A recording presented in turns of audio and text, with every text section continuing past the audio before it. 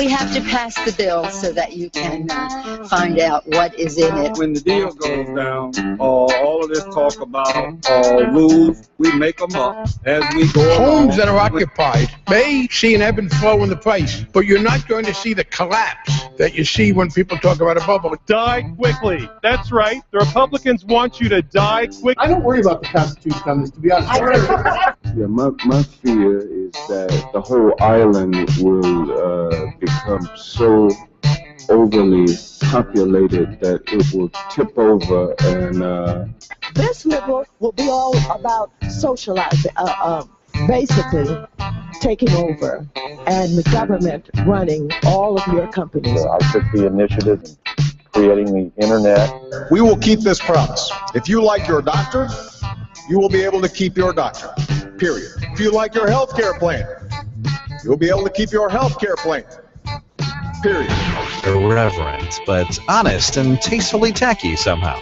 Here comes another hour of insensitivity training with Glenn Woods. You're listening to the Bacon Radio Network. Bacon!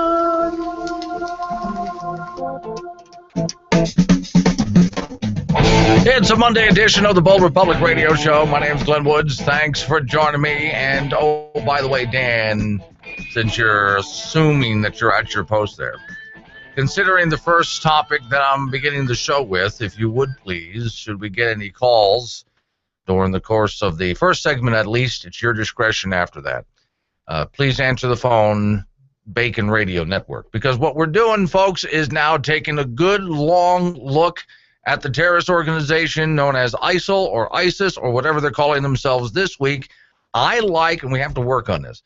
Nick DeLotte of the Campbell County Observer came up with the idea. They were calling themselves ISIS. Then they switched it to ISIL. And now everybody's confused because they kind of go back and forth themselves. So why don't we just come up with some name for them that they don't like, and that's what we're going to call them from now on. Saying this, of course, I want to be very careful that we can use something that can actually be said on the air. But I'm beginning today with a news story that I saw while surfing around online today, and they need recruits. ISIS needs recruits. Now, how does an organization like this recruit people? Now, this weekend, I did something I don't tend to do a whole lot of. I watched some TV.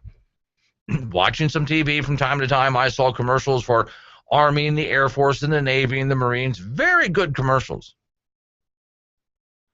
ISIS is now doing the same thing.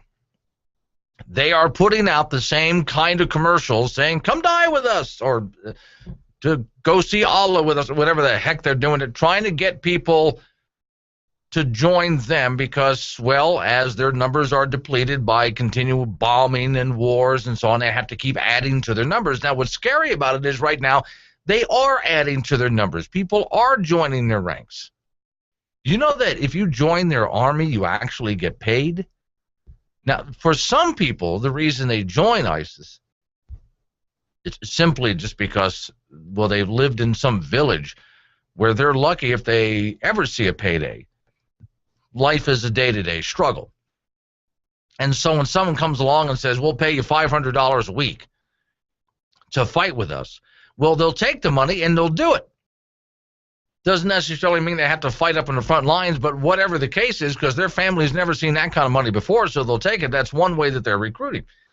Also, and this is the story that led me into this, a slick ISIS campaign, a new face of homegrown terror in France. Now, here's the story reading off of Fox News. Islamic terrorist attack, and remember the magazine that they attacked. Okay. Well, in a video released last week titled Blow Up France 2, a mass jihadist, because, of course, if you're going to join these people, you have to be as gutless as possible.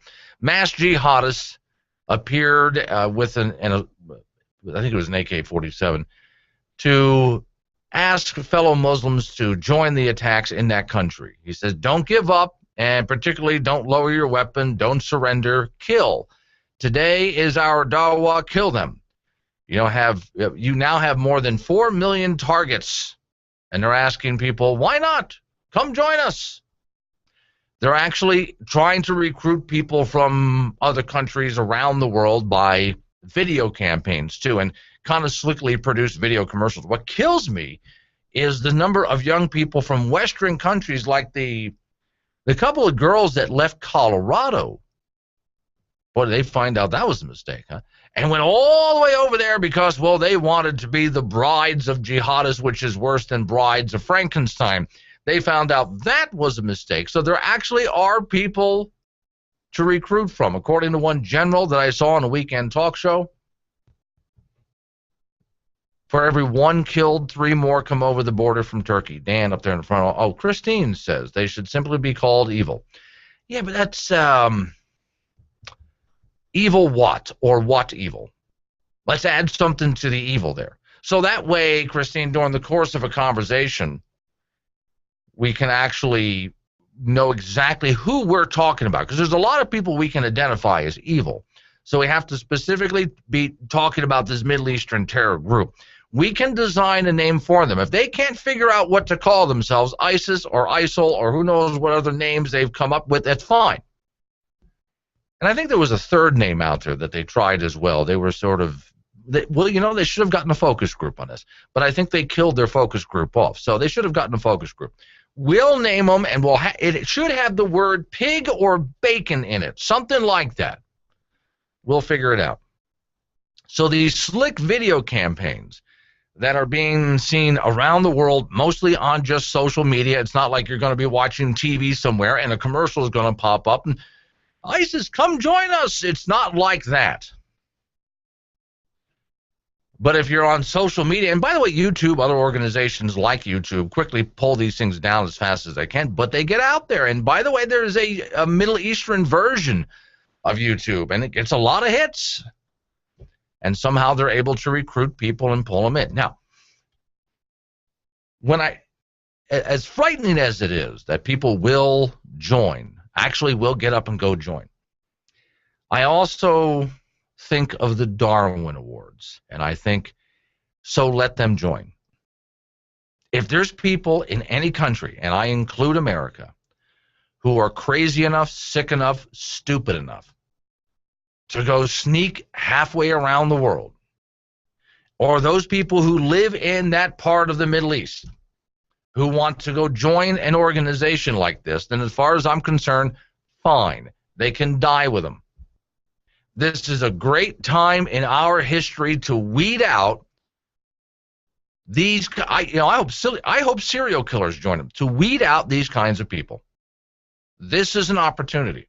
So maybe what we should do is be encouraging people to go join, providing, of course, they fully understand, not tricking anyone.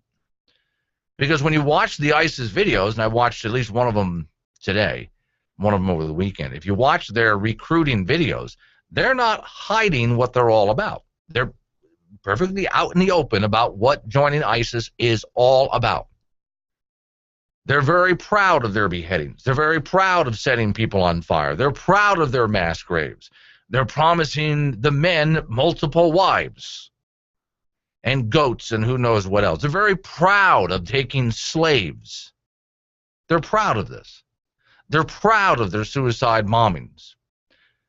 They're proud of this, and they want to make this a worldwide global jihad and spread this around the world, this kind of destruction around the world. You know, I used to watch, when I was a lot younger, G.I. Joe on television. And there was always, remember, for those who watched G.I. Joe, there was Cobra, this evil organization. And I used to sit there as a kid watching that thinking, yeah, but of course that's just a cartoon. I mean, you know, people like that don't really exist anywhere in the world, do they? I mean, that's just a cartoon. That's just pretend evil, because there's no one really that evil. Well, now that I'm an adult, I see that there are people that are far worse than that. What we saw on G.I. Joe was nothing compared to how the world really is, the sick people that are really out there. So if ISIS is going to put commercials out there and recruit people, and it's not just video commercials, but it's also up on blogs, social media. ISIS has a Twitter account. I wonder if we can find them on Facebook. You think they have a Facebook account somewhere? And this is how they are recruiting people. So let them search for it. Let them recruit. Back to France quickly. There was a video that was released in France saying, hey, are you a Muslim? You're living in France? Well, what are you doing? What are you waiting for? Come on, come join us. Plenty of people to kill. Story reached just hours after the video released. One Muslim, a 30-year-old male, allegedly stabbed 3 French soldiers on patrol near a Jewish community in the center of an area called Nice. Well, I guess it's not very nice anymore. The police officers who were on anti-terror patrol were not seriously hurt. Okay, but apparently that inspired somebody. At least they got one. Quoting here, the video release marked a significant push that the Islamic State is having toward recruitment of, and there's a group out there called TRAC, Terrorism Research and Analysis Consortium, okay, Florida-based global research firm specializing in political violence and terrorism.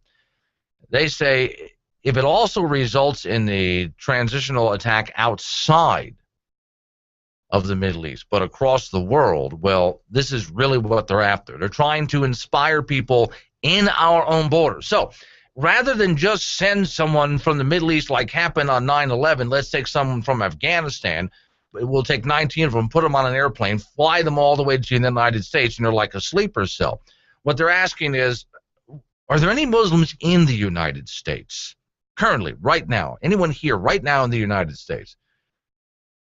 Well, rise up. Time is at hand. And we've already seen this happen. Fort Hood shooting was one of them. So we've already, oh, what was that beheading that happened? Was that Oklahoma, right? Where a beheading took place. That guy claimed to be a Muslim extremist. So there are these people out there who have sympathy with, and again, if these sick people want to stand up and make themselves known, we have an opportunity to weed themselves out. Now that means, as the free world, we have to remain on alert at all times, because you never know where this is going to come from. And don't give me this business that Guantanamo Bay is inspiring this kind of activity. This isn't being inspired by Guantanamo Bay. It's being inspired by what's happening in the Middle East. I mean, to you and me, beheadings are as sick as they could possibly be. To you and me, watching a man in a cage get burned alive, how, really? You didn't think they would go that far, did you? Well, they went that far. And if you've gotten on the internet like I have and looked at photographs of what they've done, they've actually gone further than that. You really don't want to know what they've done to people. And somehow that's inspiring to some people. So the question is, what are we going to do about it? Because I hate to tell you this. These people have always existed in the world. This is nothing new. We're watching a concentration of it. It's on the rise right now. But it never was anything new. And so we only survive if we pay attention, stay vigilant. See, the price of your freedom is eternal vigilance. The moment we can't name who the enemy is anymore, the moment we pretend they don't exist, the moment we think to ourselves, well, if we just pull out and quit attacking them, they'll leave us alone. That's when they have us. We win when we take the fight to them. And that's something that people on the left, including our president, don't seem to want to understand. Bold Republic would like you to visualize no more war, no more terror. Visualize world peace.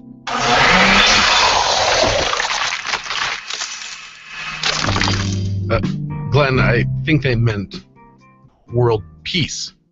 Well, that doesn't make any sense. You can't eat that. No, call no war. Peace. Yeah. What sense does that make? I mean, I got the peas, I got the bacon over here. I got no, peace. Calm. Peace. Like the opposite of what you are right now. Yes!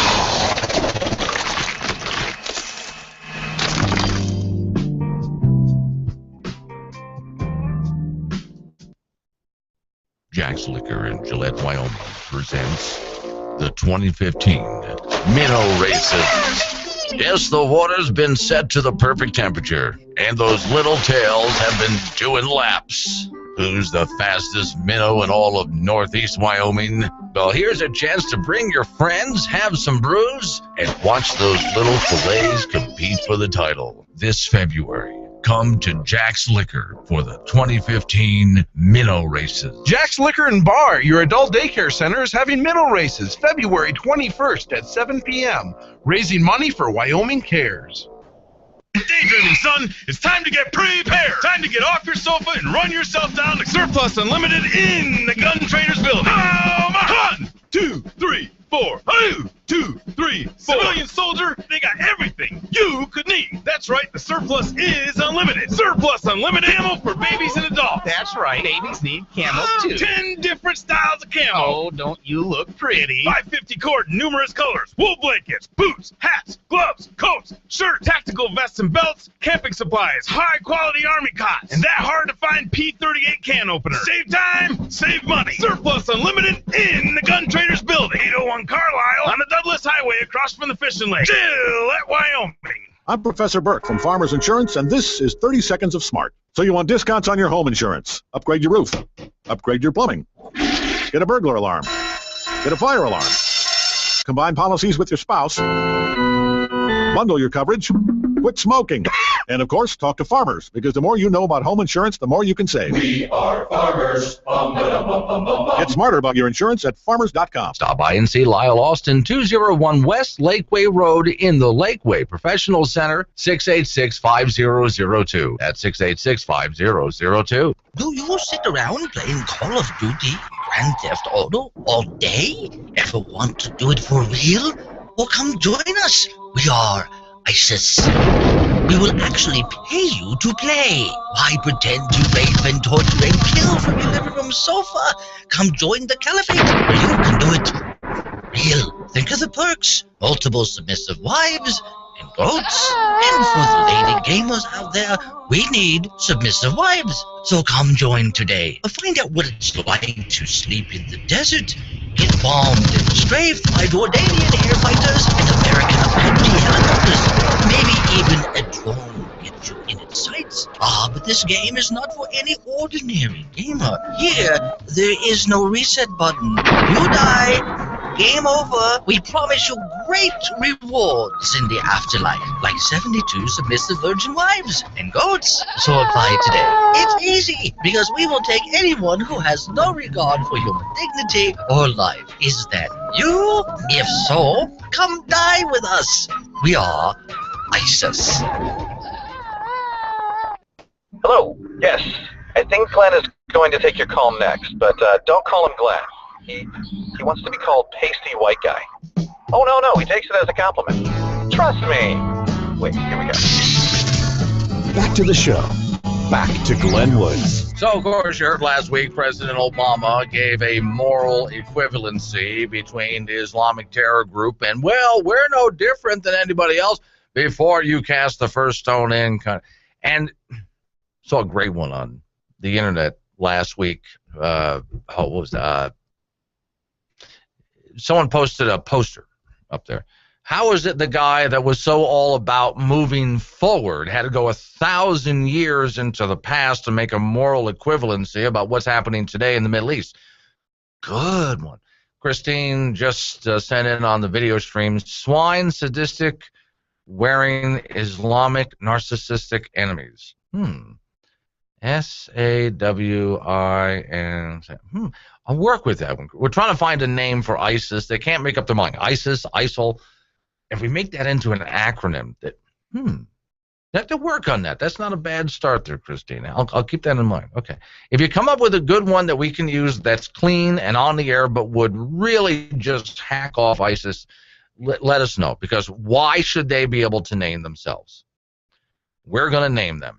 And we're going to try to take the name away from them. Oh, by the way, if you are a computer hacker out there, I would like you to ask for a moment if you would stop trying to hack into everybody's bank accounts and social security numbers and medical accounts, things like that. Instead, if you will go after ISIS, I would, because they have websites and YouTube pages and things like that, I would like to see you hack them and leave just really disgusting things that would hack them off to no end. Warring. Okay, not wearing. Warring. Okay, I'm a little dyslexic. Okay. So it's swine, sadistic, wearing, Islamic, narcissistic. Okay. Yeah, I'm working on it. There's somewhere in there, Christine, there is a acronym of some kind that we can work in, and that's not a bad idea. Back to the president real quick here. Okay, so the president makes what he thinks a moral equivalency going back 1,000 years to the Crusades. University of St. Louis historian Thomas Madden says Obama comments reveal an ignorance of history. No. The president is ignorant about history? Wow. Hey, I got news for you, Professor. The president is even ignorant about current events. But okay.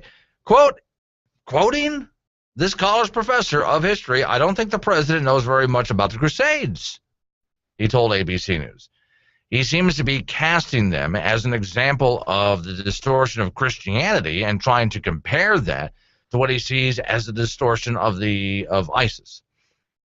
He says the initial goal of the Crusades was to give back lands to Christians that have been conquered by the Muslims.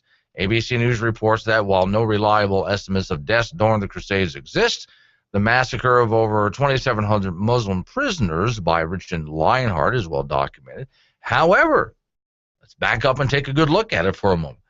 The Muslim Crusades, you want to talk about bloody, the Muslim Crusades across Europe took a lot of territory and took a lot of lives, and wow, you want to talk about bloody and barbaric. And the Crusades were a response to what the Muslims were doing.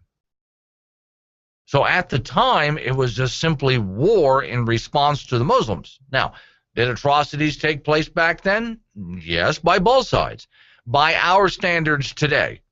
By our standards today, atrocities took place. That's the way the world was back then. But you notice that was 1,000 years ago. Are we doing that anymore? You can't look at what we did 1,000 years ago and it's let's say my grandfather had committed a crime. I have a question for you. The hell does that have to do with me? Don't blame me for my grandfather's crime. You can't do that. So there's no equivalency to what the Crusades were compared to what the Muslims were doing when they took the territory in the first place.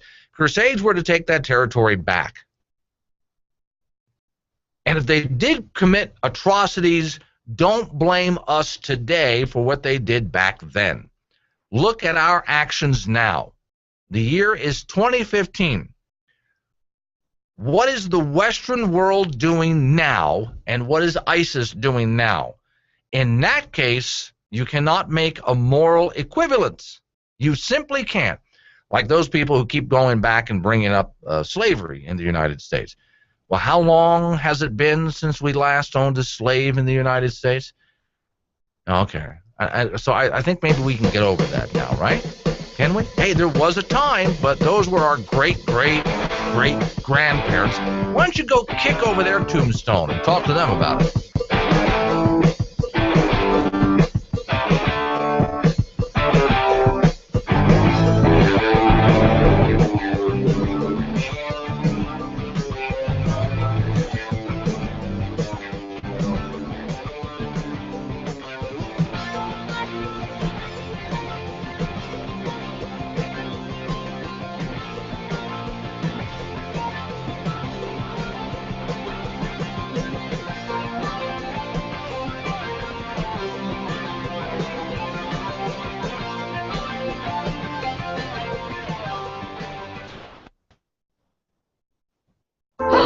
Oh my God, look at that pug. Oh, I want him. Oh, but that Shih Tzu, no, I want him. Oh, these are the best dogs. Actually, those are the worst dogs. Adam, please don't ruin this for me. Sorry, I'm going to. Hi, I'm Adam Conover, and not only are so-called purebred dogs riddled with genetic disease, but dog breeds aren't even a real thing. We made them up. We talk about dog breeds as though nature created them that way, and as though every mutt were just a mix of different pure breeds. Mr. Bumps is 1/5 retriever, 1/6 poodle, 1/12 border collie, and I can't be sure, but I suspect there's some chow in there because he drools a little. But in fact, mutts are dogs in their natural, healthy states, and pure breeding is a form of genetic manipulation humans made up just to amuse ourselves. Outside of a few traditional working dogs, 90% of all dog breeds were created in just the last 100 years. Just to be clear, I'm not enjoying learning any of this. In 19th century Victorian England, eugenics was all the rage, and competitive dog breeding became a fad among the wealthy. I made a dog with really loose skin. Well, I made one with a super flat, fucked up face. Wow, that is super weird. Isn't it stupid? After these Dr. Frankensteins had played God for a while, they declare their weird little monster a pure breed. Behold my newest creation, the Corgi. And that's all a purebred dog is. It's totally arbitrary. Wait, but purebred, that means like a good, healthy dog. Nope. When you hear purebred, you should think inbred. God damn it. Kennel clubs prohibit purebred dogs from ever mating outside their breed, and often mate them with their own parents and siblings. One study found that 10,000 pugs have the same genetic diversity as 50 individuals, making this little guy as inbred as an Austrian duke. My blood is very pure. All of this inbreeding means that the average purebred dog is sicker than, well, a dog. 60% of golden retrievers die of cancer. A third of King Charles Spaniels have skulls that are too small for their brains. Great Danes are so huge that their hearts can't support their bodies, and, well, as for little tiny dogs, have you ever seen a little tiny dog that looked happy? They know there's something wrong with them, and they know that we did it to them. Oh, God. And now we come to the bulldog. Oh, he is so cute. Yeah, he is. If you find total genetic failure cute. 100 years ago, the bulldog was a proud breed, but a century of inbreeding has ruined them. Their noses are so squashed they can barely breathe. Their heads are so big they can only give birth by cesarean section. Their tails can become ingrown. They basically all have hip dysplasia, and their average life expectancy is 6 years. Let's face it, these dogs shouldn't even be alive.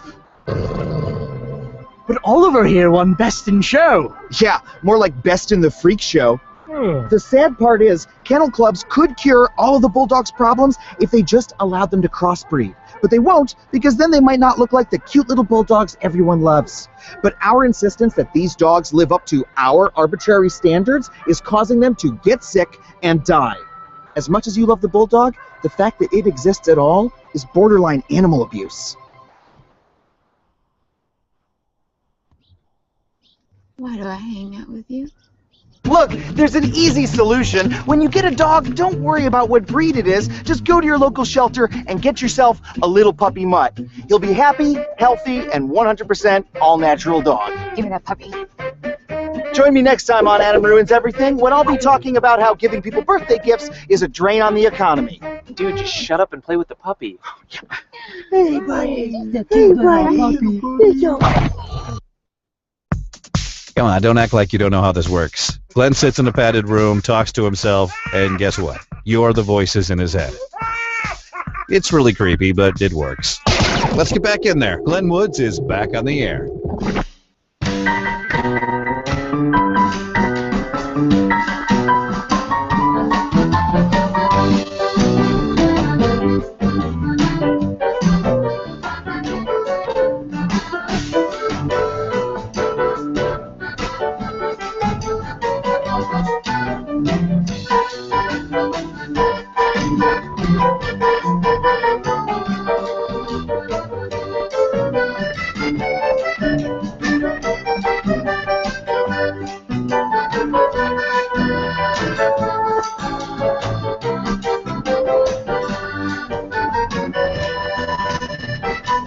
It's a Monday edition, Bold Republic Radio Show. My name is Glenn Woods. Thanks for joining me. So at this point, I'm just opening up the phones to talk about whatever you want to talk about. You go ahead and pick up the topic I had last hour. That's fine. You can go ahead and start something new. That's fine. 307-363-3776.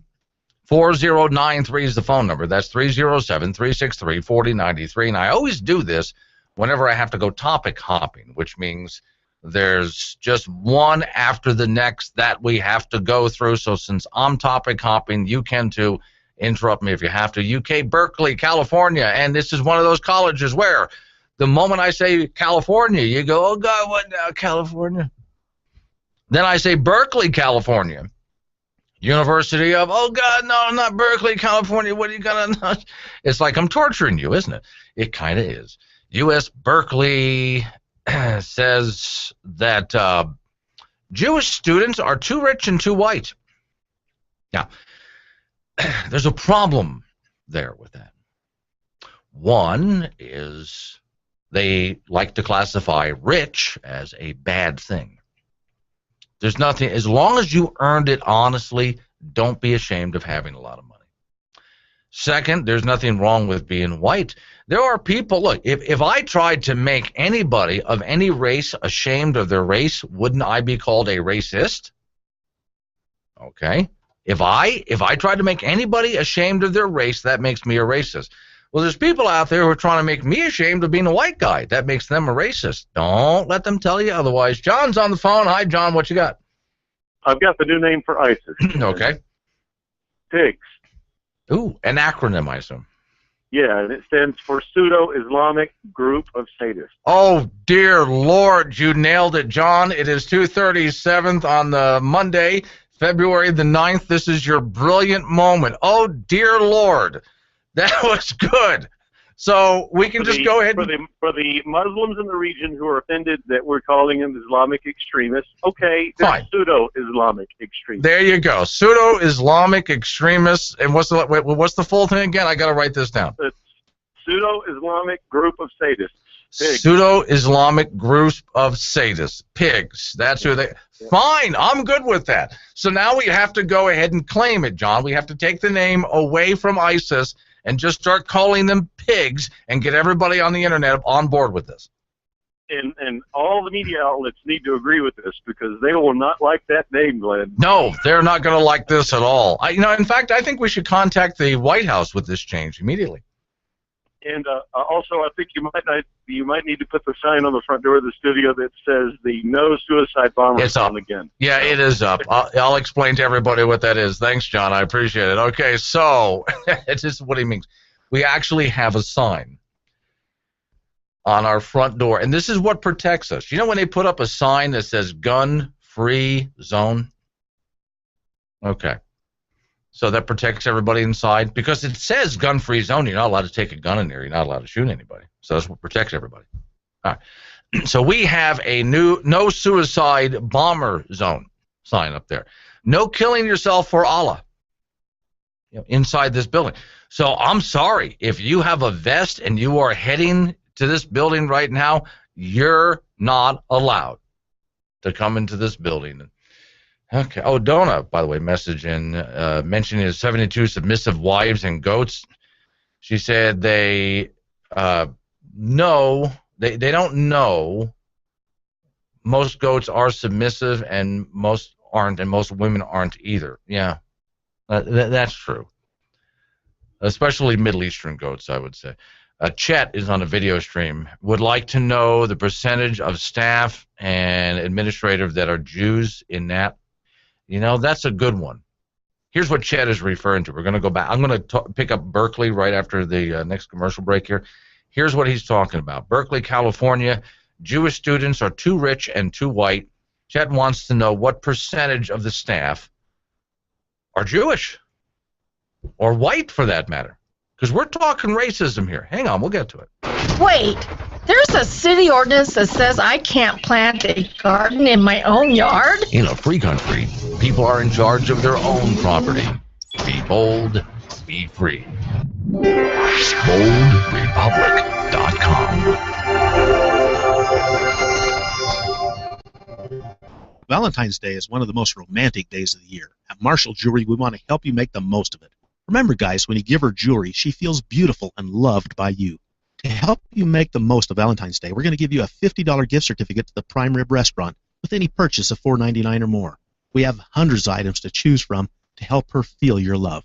I think after dinner at the Prime Rib, you'll get to feel her love too. We're located in the Silverado Center next to Home Depot. We're open 9 to 6 Monday through Saturday. Marshall Jewelry, where she'll love it, guaranteed. Are you looking for employment in the energy industry? True Companies are hiring. The True Companies consist of several companies in the oil, gas, transportation, and agricultural business. Black Hills Trucking is currently hiring mechanics in Gillette and Casper, Wyoming. Belfouche Pipeline Company is currently hiring gaugers in Gillette, Wyoming, and North Dakota areas, roustabouts in Wyoming, and pipeline controllers in Casper, Wyoming. These are full-time positions with competitive salary, 100% funded profit-sharing plan, vacation, life insurance, family health, tuition, reimbursement, 401k, employer match, safety awards, and incentives. Must be able to pass an employment drug screening. You can view all current positions at truecosts.com. That's TRUECOS.com. True Companies are an affirmative action, equal opportunity employer. Hi, my name is Jacqueline McKinney, owner of Fast and Furious Detailing. Do you need your RV or toy hauler cleaned? We will get it ready for you, so all you have to do is go have some fun. Or how about after fun, we can clean it up. We will even wash all of your bedding for you. Does your boat have dark film all around the outside of it? No problem. Fast and Furious Detailing is a full-service detailing company. We detail cars, SUVs, trucks, RVs, toy haulers, boats, ATVs, UTVs, and motorcycles. Fast and Furious Detailing hopes you can find everything you need. Our company is focused on providing high-quality service and customer satisfaction. We will do everything we can to meet your expectations. With a variety of offerings to choose from, we're sure you'll be happy working with us. We're located at 5753 South Winland Drive, and our phone number is 307-682-2470.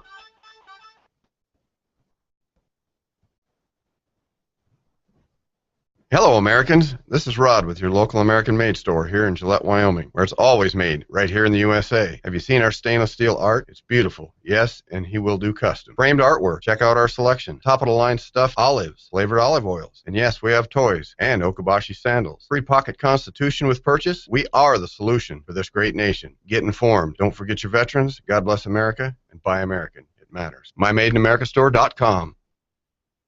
Do yourself a favor. Don't just listen to the show. See what Glenn's talking about at BoldRepublic.com. There you can watch the show live on YouTube or download the show and listen to it later. Now let's get back in there. Here's Glenn Woods. So I'm going to get Tim on that from Tampa as soon as we can get a hold of him to maybe do up a sign for us. So, because we got to get this on the internet and claim it as fast as we can possibly claim it to do the name change. Because Nick, the Locke Campbell County Observer, had it right. There is no way that we should allow a group like ISIS or ISIL, since they can't figure out their own name, to name themselves. We will name them the most upsetting thing possible, but it has to be something that I can say on the air. John called in, and they are pigs. This is good. Pseudo-Islamic group of sadists. You know, if you want to take it a step further, sadist is correct, but you could also say Satanist. That'd really hack them off too. But I'll stick with sadist. I think that's better. So anyway, let's go back to the University of Berkeley, California. Oh God, not Berkeley again. So apparently they are racist to begin with. Right, here's what they said: that Jewish students are too rich and too white. Here's the story. On Sunday, the University of Cal... I want to know who's going to be fired for racism at Berkeley. On Sunday, University of California Students Associated voted on divesting from companies that do business with Israel in the time slot that dedicated to representatives' comments. U.S. Berkeley group Ayman Sullivan accused a pro-Israel Jewish student body of being too rich and too white. Now, quote, "This might sound really harsh," he said, "but I really want us to, in the audience, to check our privilege." Ah, there you go with the white privilege thing again. Which, by the way, I look at saying white privilege as racism in itself. Simply because I have white skin, you assume that I enjoy some kind of magic privilege that other people out there don't. So, okay, and I enjoy it, perhaps. We got to check our privilege at the door. He said, because I feel like what I saw this morning really affects economics and economic inequalities. Now he has to invoke economic inequality, because Look, having more money than somebody else to a fellow like this is unjust. It doesn't matter if you got up early in the morning and worked harder and stayed late at night and worked weekends as well. The fact that you have more money than somebody else is unjust, even if you earned it honestly. All right, but to continue, he said, just the ability to mobilize so many students with T-shirts and banners. I wish there was equal representation, and I wonder how much that reflects across the oceans. Isn't this what we are really talking about here? Frankly, I have no idea what he's talking about when he gets to that point. Does anybody out there really have an idea what he's talking about? Apparently, calling the U.S. Jewish population spoiled wasn't enough for Sullivan. He continued, also, see, this is where he really gets into hot water. He has to keep talking. Also, I just want to reflect on the diversity of voices that we heard today. Can you recognize it here? This is liberal speak. This really is liberal speak, which a lot of it is double talk, which causes George Orwell to turn over in his grave every time a liberal speaks. But okay, I feel, there you go, I feel again, not I know, not I understand, based on the evidence, I feel like one side represents so many identities, so many ideologies, and the other was pretty one-sided. And so I would urge some of the supporters against to reach out to their constituents and figure out what people are really talking about and how they really feel. Once again, invoking feelings. And once again, do you have any idea what he's talking about? Sounds good, doesn't it? Politicians and professors both are really good at talking for long periods of time without saying anything. This guy from Berkeley is a master at it. Sullivan only said after admitting that the pro-divestment stance would remain firm regardless of what students at the hearing had to say. So in other words, students at the hearing disagreed. Didn't want to divest from doing business with companies in Israel. Too bad. Quoting here, coming into this space, the decision was kind of already made where my association stood. We voted, passed a straw poll. 80% of U.S. Berkeley graduates support the bill, which, of course, I counted down. Sullivan then had the audacity to conclude with a lecture on anti-Semitism. Interesting.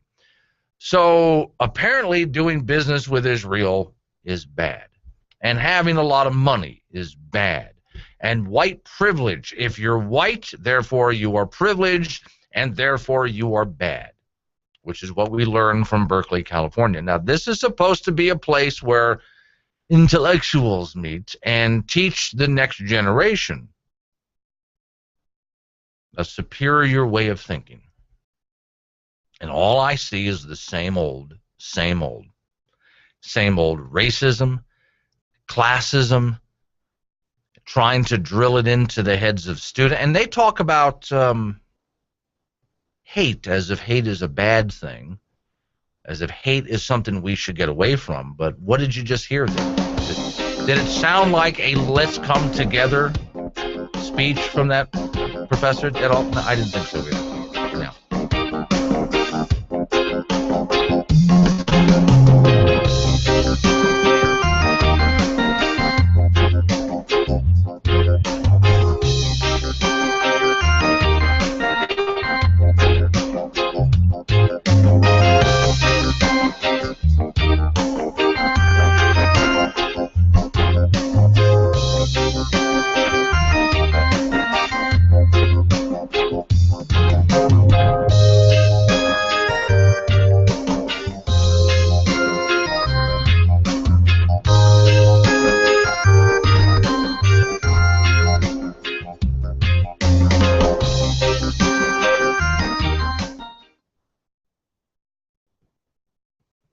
Plans to approve the spending bill nearly collapsed late on Thursday amid concerns the bill lacks sufficient support.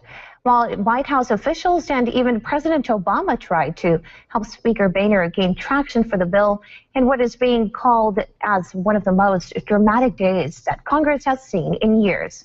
Amanda House has more on the vote from Washington. With the clock ticking, opposition against the omnibus began to build Thursday, with Republicans and Democrats objecting to some of the bill's provisions. Democrats don't like the measure, which rolls back parts of the 2010 Dodd-Frank financial reform bill. The provision would weaken the oversight of banks that trade risky financial instruments. Senator Elizabeth Warren calls it a Wall Street giveaway. Who does Congress work for? Does it work for the millionaires, the billionaires, the giant companies with their armies of lobbyists and lawyers? Or does it work for all the people? Some Republicans don't like the bill because they want to see funds denied for agencies responsible for immigration. They want to block the president's recent action on what they call illegal amnesty and dislike that this bill pushes that fight to February. For them, America's borders can't wait. When we can't secure our borders, something interesting happens in our country. Every state becomes a border state, and every town becomes a border town. Immigration has been a hot-ticket item in talks surrounding the omnibus. Sheriffs from across America joined Congresswoman Marsha Blackburn and other GOP lawmakers Wednesday.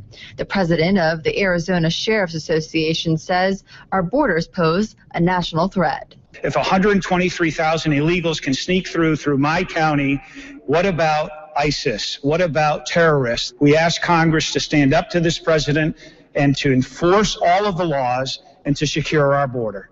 Outside the meeting, the sheriff told me it's time for Congress to stand up to President Obama. As the president and others have put illegals first, how about putting us first? And what that means is secure the border. That means enforce not just some of the laws, all of the laws. Following the bill's approval, the Senate agreed to a 2-day extension of current funding. This will give the Senate enough time to process and debate the bill. The government will now stay afloat until midnight Saturday. Amanda House, One American News, Washington.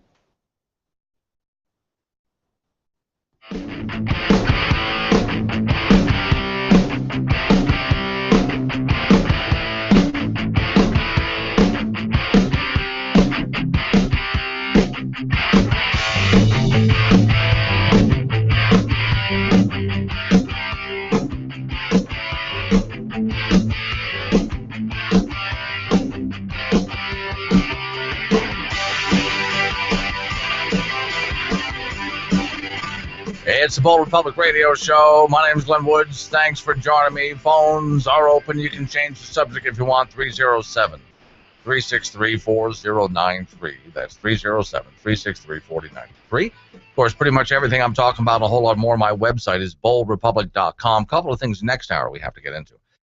One of them is the greatest scandal in the history of mankind. Has just gotten far worse than you ever thought it was going to get. We'll talk about what that is, and that's next hour. But also, got to hit you with this story next hour. A man stopped a robbery with a taser. He was being robbed. He stopped it with his taser. He's being charged with felony possession of a weapon.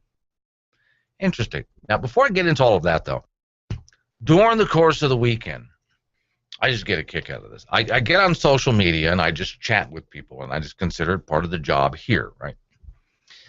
You wouldn't believe with what I was getting hit with over the weekend. People who assume, for example, Medicaid expansion failed here in Wyoming. You would not believe, because I posted, hey, that's a good thing. Well, you're one of those conservative Republicans. I don't consider myself a Republican at all. I wanted it to fail for a very good reason. Well, you just want poor people to die because of, wow, the things that these people are making up about me, having never bothered to ask what I really think. Well, you people just want to get rid of and destroy Social Security because no one ever said that. No one ever said anything about destroying Social Security. We want to reform these things so they don't go bankrupt. That's what we said. Well, hang on. Swede's waiting on the phone. Hi, Swede. What you got? Oh, Glenn. Say, I thought of a new money-making opportunity. Oh, cool, because I need it. Go. Yeah, I think we need to start raising these miniature pigs all over again. Hey, that's a great idea. And in fact, those would be personal protection. You could walk down the streets of Baghdad with your little pig. Yeah. The suicide bomber ain't going to blow you up. Sure. In fact, I think one of the worst things we could possibly do, I mean, let's face it, pigs can get pretty big. To drop one pig is kind of inefficient if we were to bomb Mecca with pigs. But if you took those I think just any of these bombs that they drop, they should have a little pig blood on them anyway. Sure. If we were instead just to raise, they're called teapot pigs, I think, right? To raise pot pigs. Okay, just raise like millions of them and drop them off over Mecca with little parachutes all over the place. We could clear that area out. I mean, like overnight. Well, you know, that's what I think. You know, you think we get any investors on this? We could just make millions. I'm sure we could. Yeah, you know, and you're talking... Maybe we could get a defense contract with the government. That's exactly what I was about to say. You read my mind. This is a U.S. military defense contract. Wow, the bacon business is about to go through the roof. Well, you one time had like a farm and all that, didn't you? Oh, yeah, I used to raise hogs. So you should lead the charge on this. You know? Yeah, I'm thinking about it. Okay, well, let me know. I don't think I'm zoned out here where I can raise them, though. Oh, no, see, we don't worry about zoning and things like this. We're doing it for the good of the country here. You got a defense contract, we can get the zoning. Lynn, if I read your mind, that's a scary thing. That is a scary thing. Thanks for calling, sweetie. I appreciate it. It's not a bad idea. Just raise a bunch think how much money we can make. And look, which is more expensive? I don't know the answer to this. So you guys out there in the industry will have to tell me. Which is more expensive? To build a bomb or to raise a pig? Which is more expensive?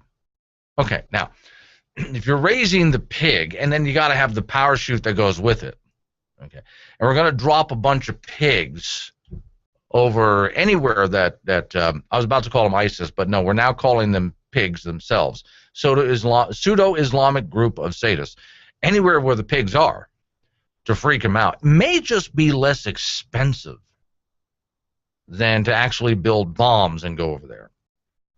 But of course, you know what we have to do next. We have no choice here because we're America. Sorry, I said that wrong. America. We have to do this the coolest possible way. Pigs with lasers.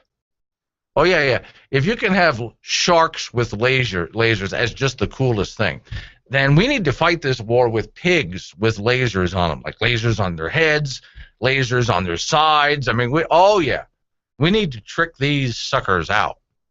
Yeah. So we need pigs with lasers on them running across the Middle East, just shooting the place up. Drop a pig with a laser-guided missile pig. I'm serious. Okay. I'm thinking this is a great way to win this war just by horrifying the daylights out of these people. So, okay. Good idea, sweet. Let me know when you've got the corporation set up. And I'm sure investors will come flooding in. And you can advertise that right here because, by the way, this is the Bacon Radio Network, just so you know. So real quick, just within the time I have remaining, to the people that were trying to argue with me over the weekend of all sorts of different, well, they have this idea that I want to shut down Social Security, that I don't care about poor people, that I want people to die without any kind of assistance whatsoever. If you're going to have an argument with me, at least find out what I believe first, and don't lie about or exaggerate what I believe. Now, on that note, I'm going to start the next hour with a story about a teacher who put on a test for a bunch of kids, a question that lies about what Republicans believe. Maybe, who knows, this teacher really believes that this is what Republicans believe. I realize I approach this in defense of Republicans. I am not one myself. But I think in this case, they need to be defended.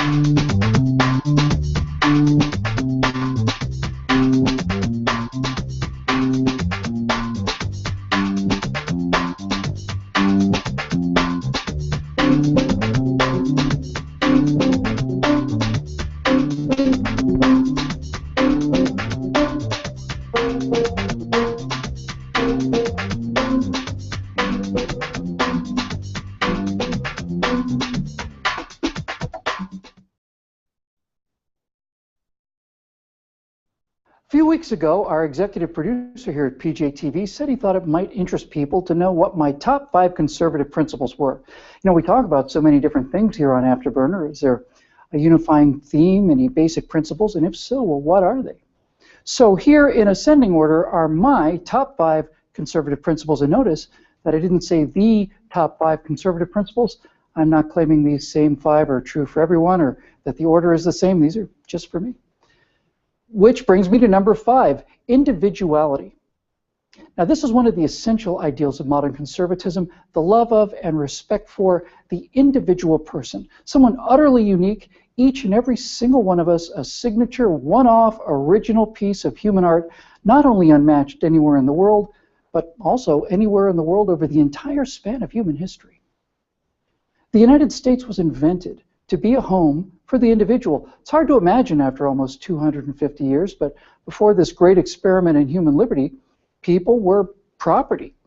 Peasants and serfs belonging to dukes and kings and shahs and emperors and all the rest.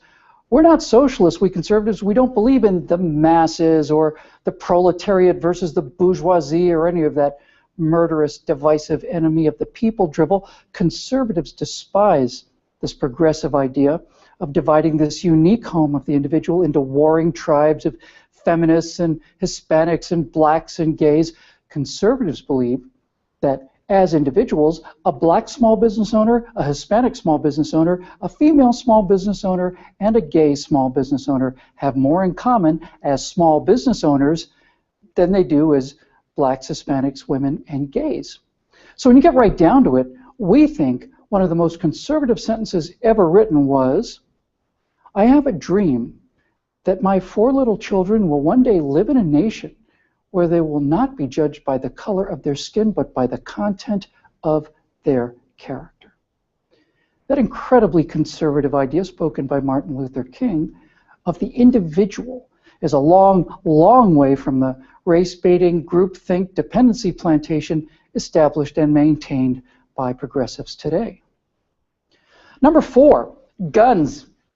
You know, conservatives don't believe that you necessarily have to own a gun, but belief in gun ownership is a bedrock of conservative thinking, and here's why. First of all, conservatives respect the rule of law. The Second Amendment doesn't grant us the right to keep and bear arms. If you read it carefully, you'll see that it treats that right as inherent in every human being, and it's a right that pre-exists the Constitution or any government for that matter. It just says that the government does not have the ability to infringe upon that pre-existing right. Second, the right to keep and bear arms is a reflection of the value we place on individuals. We don't see crime, especially rape and murder, as statistics to be tweaked with social engineering. We see the destruction of precious, irreplaceable individual lives, and the ability to defend those lives is, in fact, the first and greatest right of them all. And furthermore, as students of history, we conservatives see the greatest threat to individual human beings, when you get right down to it, probably more deadly than all the wars combined and second only to disease as the taker of human life, is the systematic slaughter of hundreds of millions of people by their own governments. You know, the great progressive socialist Mao Zedong got something right, maybe by accident, but he got this one right. Political power, he says, grows out of the barrel of a gun. That power has killed tens, if not hundreds, of millions under socialism, destroying the individual for the good of the masses and the paradise on earth that can only be achieved through mass murder. So we agree with Mao. That's why we don't want that power coming from the government. That's why we want the power that comes from the barrel of a gun in the hands of we, the people. Number 3, equality of opportunity. Look, the progressive political philosophy is really pretty simple. Take people's power and their money and use the poor as the moral fig leaf to cover the fact that progressive leaders can expropriate the wealth, the big jets, the limousines, vacations in the south of France, and endless golf junkets that they could never earn on their own. In order to pull off this larceny, they claim to be fair and to want to eliminate inequality. Well, there are 2 different kinds of human equality, equality of opportunity and equality of result. We conservatives believe in the first kind, equality of opportunity, because people are different. They're born different, and there's nothing anyone can do about that. Now, progressives will point to someone and say, he's so much richer than this other man. That's not fair. But you never hear him say, that man is so much taller than that other man. That's not fair. Or this woman is so much more beautiful than this other woman, and that's not fair. Or this guy is so much faster than this guy, or stronger, or smarter, or any of that. Why not? Why not launch a campaign to eliminate the human height inequality?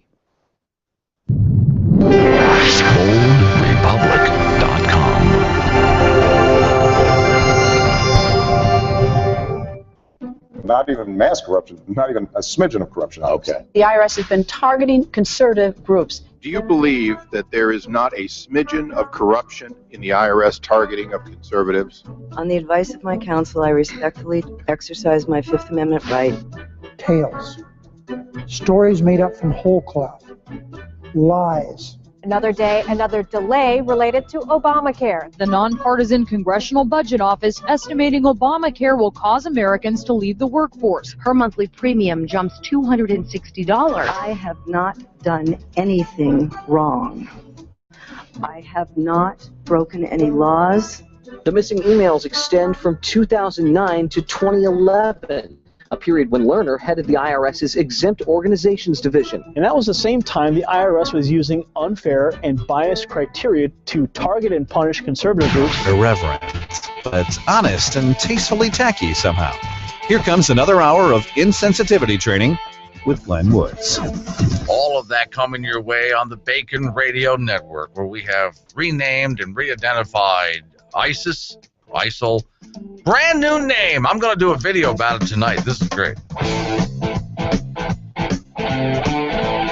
It's the Boulder Public Radio Show. My name is Glenn Woods. Thanks for joining me. Open phones for the rest of the day. If you want to call in, change the subject, talk about anything you want. 307-363-4093 is the phone number.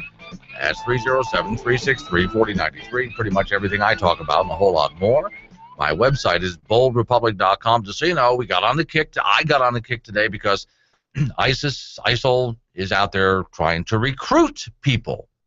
And they have slick videos to do it, too. So I thought, okay, if they're trying to recruit people, then maybe we should encourage the kind of people who would join to join, because it gives us the excuse to take them off the planet with extreme prejudice. But we got to stop calling them ISIS or ISIL. If they can't figure out what their name is going to be, we will name them something that they don't like. John won the Brilliant Moment Award for naming them pigs, which is an acronym. Pseudo-Islamic Group of Sadists. There you go. We've claimed it. John, I'm going to be doing a special video tonight to crank off this campaign like it's like a commercial of some kind, so we can encourage people to start using pig instead of ISIS or ISIL. Pseudo-Islamic Group of Sadists. If you would kindly start referring to them as that from now on, and especially the pig reference, this is going to drive me crazy, which is what I'm looking for. Okay, so real quick, something I'd mentioned at the end of last hour. It was just during the course of the weekend. For some reason, I didn't start it. A bunch of people on social media saw that I had posted some things, limited government thoughts and ideas that I had, and celebrating the fact that Wyoming and Tennessee were smart enough not to go for Medicaid expansion for their states. So right away, these people assumed they knew everything about me. I want to shut down Social Security, things like that. And I've never said, first off, I'm not a Republican. I'm not a Democrat either. And I never said any such thing, nor did the Republicans. So I started to correct them. You should really take a good look at what we're actually saying here, not what you think or want to twist it into being. On that note, today I found this story. You really should review the materials. If you have kids in school, review the materials that they get from the teachers. Everything, tests, everything. And when you see something like this, go to the media first. Go to the school second. Story headline reads, School worksheet tells kids that the GOP thinks helping the poor is a waste of money.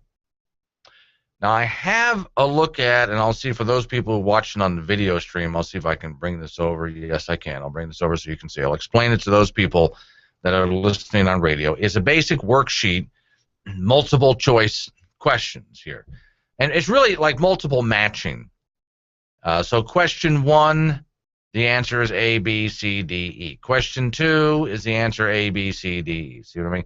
Question is a political question, directions using the scale below. Rate the following statements on the political spectrum. And the teacher, you can see, crossed off with a red pen and wrote in the proper answer next to it. So the question, number 1, I'll give you number 2 first. We are all workers. We should all be equal. Anyone who is not equal must die.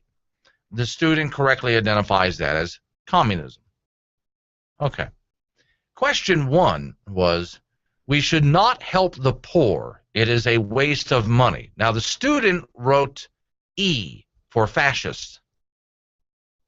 The teacher crossed out E with a red pen and wrote the letter D, conservative Republican. Okay, hold on a second now. Well, let's take another look at that. I'm going to read it, and then we'll explain. I mean, you already know why that's wrong, but I'll explain why it's wrong anyway.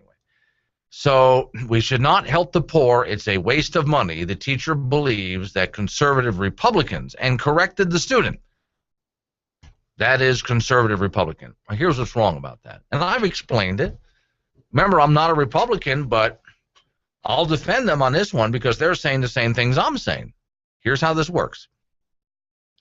I've done this so many times. It's okay. I'll do it again. I don't mind. I think it's a good analogy.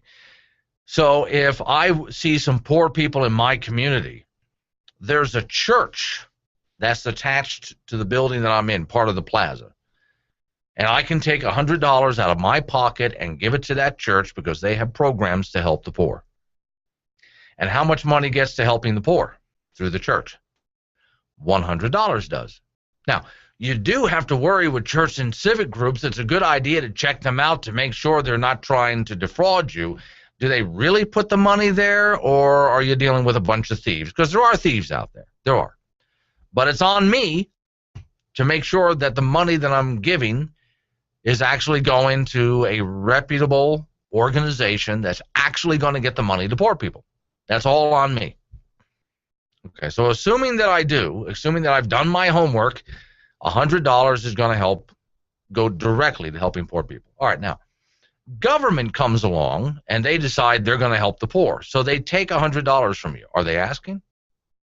No, they're not asking. Don't pay your taxes. What happens to you? Well, your men with guns are going to show up. You're going to wind up in jail, and they're going to raid your bank account. So you're going to pay it. They're going to take it from you. Now, don't try to convince me that there aren't any thieves in government. Anybody who tries to call this program and tell me that there are no thieves in government, it's a completely honest system. Boy, you're going to hear laughter on this radio show like you've never heard it. It's probably the biggest belly laugh I've ever heard in my life. But let's put the thievery of government behind, because you know government steals from the people all the time. Money just literally hundreds of billions every single year just disappears in government, and we don't know where it is. And somehow both politicians and bureaucrats walk away from jobs that pay a little over $100,000 a year. They walk away as multimillionaires. How did that happen? Interesting how that happens, huh? And all of their friends walked away rich too, even if they weren't in government. But there's no thievery in government. No, don't worry about it. All right, so let's take a look at government takes $100 from you. It goes to Washington, D.C., has to go through the bureaucracy and pay for the bureaucracy. It comes back to your local state, and your state government then takes the money and filters it through their bureaucracy. And by the way, all those people have to get paid. And they also get paid big salaries and bonuses and have retirement, all of that. And then the money continues on down to the local level. Same thing happens at the city. How much is actually left over? How much is actually left over to help a poor person? Literally, it's change in the hand. That's all that's left, is change in the hand. So what we're saying is this is a very inefficient way of helping poor people. So we would like to reform the system. We've said the same thing about Social Security. Social Security, the way it's currently being run, is going to go bankrupt. Not might, not maybe, not if. It is going to go bankrupt. So it needs to be reformed so it doesn't. But there are ideas, no, well, and this is how they lie, about people who think like you and I do. Oh, you don't want, no, you just want to end it all so people will starve. Oh, sure, that's been our goal all along there. Okay, you got us. We just want people to die because we're just evil that way. Same thing with Medicare, Medicaid. Don't reform it, it goes bankrupt. Okay, so we're actually the ones saying we need to fix this because it's broken. And every time we reach to touch it, you scream bloody murder. Now, you got a choice here. We're either going to fix these programs so they can continue for decades to come, or these programs don't exist anymore because they went bankrupt. So you tell me which one you want. We're the ones trying to be responsible here. You tell me which one you want. Are we going to fix these programs so they don't go bankrupt, or are we not going to touch them like you're saying and they're just going to go bankrupt? By the way, we can't really borrow much more for very much longer. And printing money, that's not going to work. Your tax the rich idea isn't going to work because we've already maxed out how much we can tax on the rich. Oh, and I got into another conversation. So, I mean, same idea, same theme. All I said was, their answer to me was, you're a conservative. So what you want to lower taxes on the rich, and you want no regulation so businesses can rip us off. Have I ever said any such thing? For those of you who've listened to this radio show for a long time, have I ever said any such thing? So this is what somebody's assuming about me and wants everybody to think about conservatives. This is what you want, liberals want people to believe about conservatives. And here was my answer. It's real simple. All I'm asking for is this. Right now, the United States of America has the highest tax rate in the world, corporate tax rate, the highest corporate tax rate in the world. And so businesses are packing up and leaving this country. So we need to lower the corporate tax rate to make it competitive with other countries. Lower it enough so companies come to America to do business rather than leaving. It's got to be that attractive. And if our tax rate is low enough that businesses are coming to America, that means more jobs. That means more tax money. For those who want more tax money to go to the federal government, more tax money will go to the federal government because factories will be coming to the United States. Manufacturing will be coming back to this country because the tax rate is so low. It'd be a great place to do business. So yes, I want to lower the corporate tax rate so we are competitive with other countries around the world. Now, as far as rules and regulations, real simple. Should there be a few rules and regulations as to how we're going to play the game, if you will? And by game, I mean just capitalism. Picture capitalism as a game. Should there be a few rules? Sure, absolutely. A few basic rules that anybody can understand. Now, once we get the rules set, so people don't get ripped off and so on, once we get those rules set, leave them alone. You know why so many businesses go to China? If your first answer is because the wages are so low, that shouldn't have been your first answer. That's part of the reason. But one of the main reasons is, and China does have a very low corporate tax rate, by the way, but one of the main reasons that so many businesses go to China is because their regulations stay the same. Where in America, the regulations that we had last month are not the regulations we have this month. They're constantly changing month by month, and there's always more of them. And businesses can't operate under those conditions. They are so overregulated. We're about, right now, just about the highest regulated country in America when it comes to business. And we are certainly the highest tax when it comes to the corporate tax rate. So let's reduce our regulations so they're competitive with other countries and reduce our taxes so we're competitive with other countries. That way businesses want to come to America and manufacture. Now, does that make sense? Isn't that simple? That's all we're saying. And for some reason, the people who were coming after me during the course of the weekend wanted to make it sound like I'm just in league with the evil corporations and I just want to destroy the American middle class. So the first thing you have to do in order to defeat your enemy, it's in Rules for Radicals. If you ever want to pick up that book and take a look at it, Rules for Radicals. First, you have to redefine the words in the argument. You have to redefine who your enemy is and what he's saying. And that's what they're trying to do to the conservative movement, and to a large part, successfully, to those of us who just want limited government so that we can thrive as a nation. All we're asking for is to be competitive with the rest of the world, to not be the highest taxed and not be the highest regulated. So we're competitive, so businesses don't flee to go to places where the regulations and taxes are lower. That's all we said. But somehow, because we said that, we're treated as the bad guys. So you're telling me that the city made it illegal to feed the homeless? In a free country, people don't need a permit to be compassionate. Be bold, be free. BoldRepublic.com.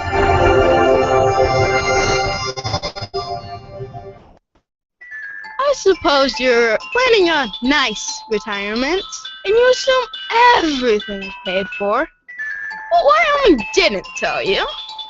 Who is paying for your pension? I'm gonna owe lots of money. And it's all your fault. I want to pay for this, but you're making me. Find out more at Wyoming2100.com. Hey, Frank, you're actually gonna fall for that hook, are you? I was just so hungry, and the lure looks so good. Yeah, well, just look up through the ice hole at that guy. Hey, he's got all the latest gear, doesn't he? He's so warm and comfortable, and the top winter sportsman clothing, and fishing pole, and the best lures, nice comfortable chairs, coolers, warmers. He's got it all. I can't stand it.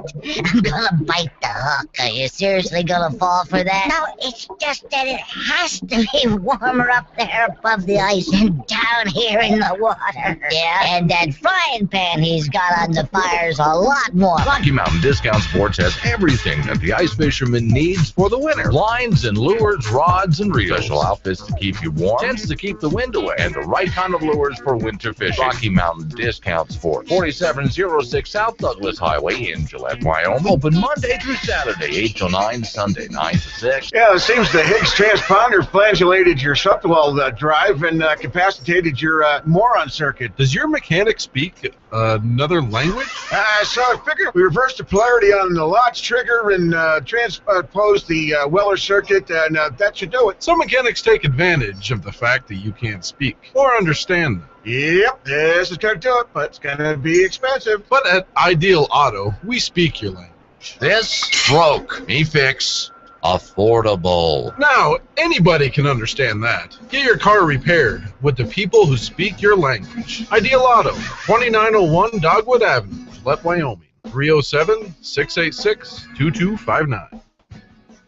Jenkins! Yes, sir, yes, sir. Jenkins, how's that project to build the new computer system coming along? Oh, just fine, sir. Just fine? Yes, sir. We are way ahead of schedule. You are? Yes, sir, and under budget. Under? Sir, we're going to save our client a lot of money. Good God, man. And all systems are working perfectly as designed, sir. But why would you do that? I don't understand, sir. I thought you would be pleased. Son, it's a government project. Oh, dear Lord! I wish you had said so. They are going to be really pissed off beyond belief, Jenkins. Right, sir. I'll get right out there and screw everything up. Attaboy. And I'm sure it'll cost double the budget to make a mess of it all. Now you're talking, spare no expense. No, sir. Never with the taxpayers' money. Sorting through the nonsensical nonsense that makes your life a living hell. It's Glenn Woods. BoldRepublic.com. So it's bad enough when people tell you that you can't defend yourself with a gun, but what about this? You just got to put a stop to this. Headline, man stops robbery with his taser, is charged with felony possession of a weapon. Really? Before I read the rest of the story, so I'll give you the details. What exactly am I supposed to defend myself with? Could somebody tell me that? All right. I'm minding my own business. I'm walking through a park. Literally, I want to take a little time off, stretch my legs. I am walking through a park. I am minding my own business. Some guy jumps out, and he's not pointing a weapon at me and saying, your money or your life. He's just trying to beat the ever-living snot out of me to take whatever he wants from me. He may not leave me for dead. Now, what can I defend myself with? Give me something, for Pete's sakes. Come on. If you're in some place like Boston, Massachusetts, you're not allowed to have, not only not allowed to have a gun, you're not allowed to have a club of any kind. You're not allowed to have pepper spray. You're not allowed to have a taser. Unless you can get some kind of special permit for that, and good luck with that. So what exactly can I do? All I want to do is defend myself. Can you anti-gun nuts at least give me something, please? Look, for the rest of you out there, putting the anti-gun nuts aside, I'm really not asking their permission, just so you know. I'm going to carry what I want to carry, and it's none of their damn business, so I'm not asking permission. But let's say, for sake of argument, I was asking permission.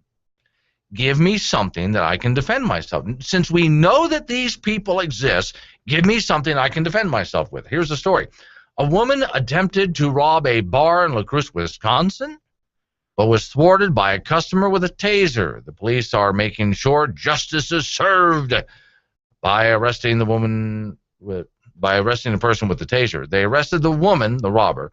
They also arrested the man with the taser. That's because it's against the law in Wisconsin to carry a taser without a permit. Meaning, in other words, you have to get permission to carry one of those.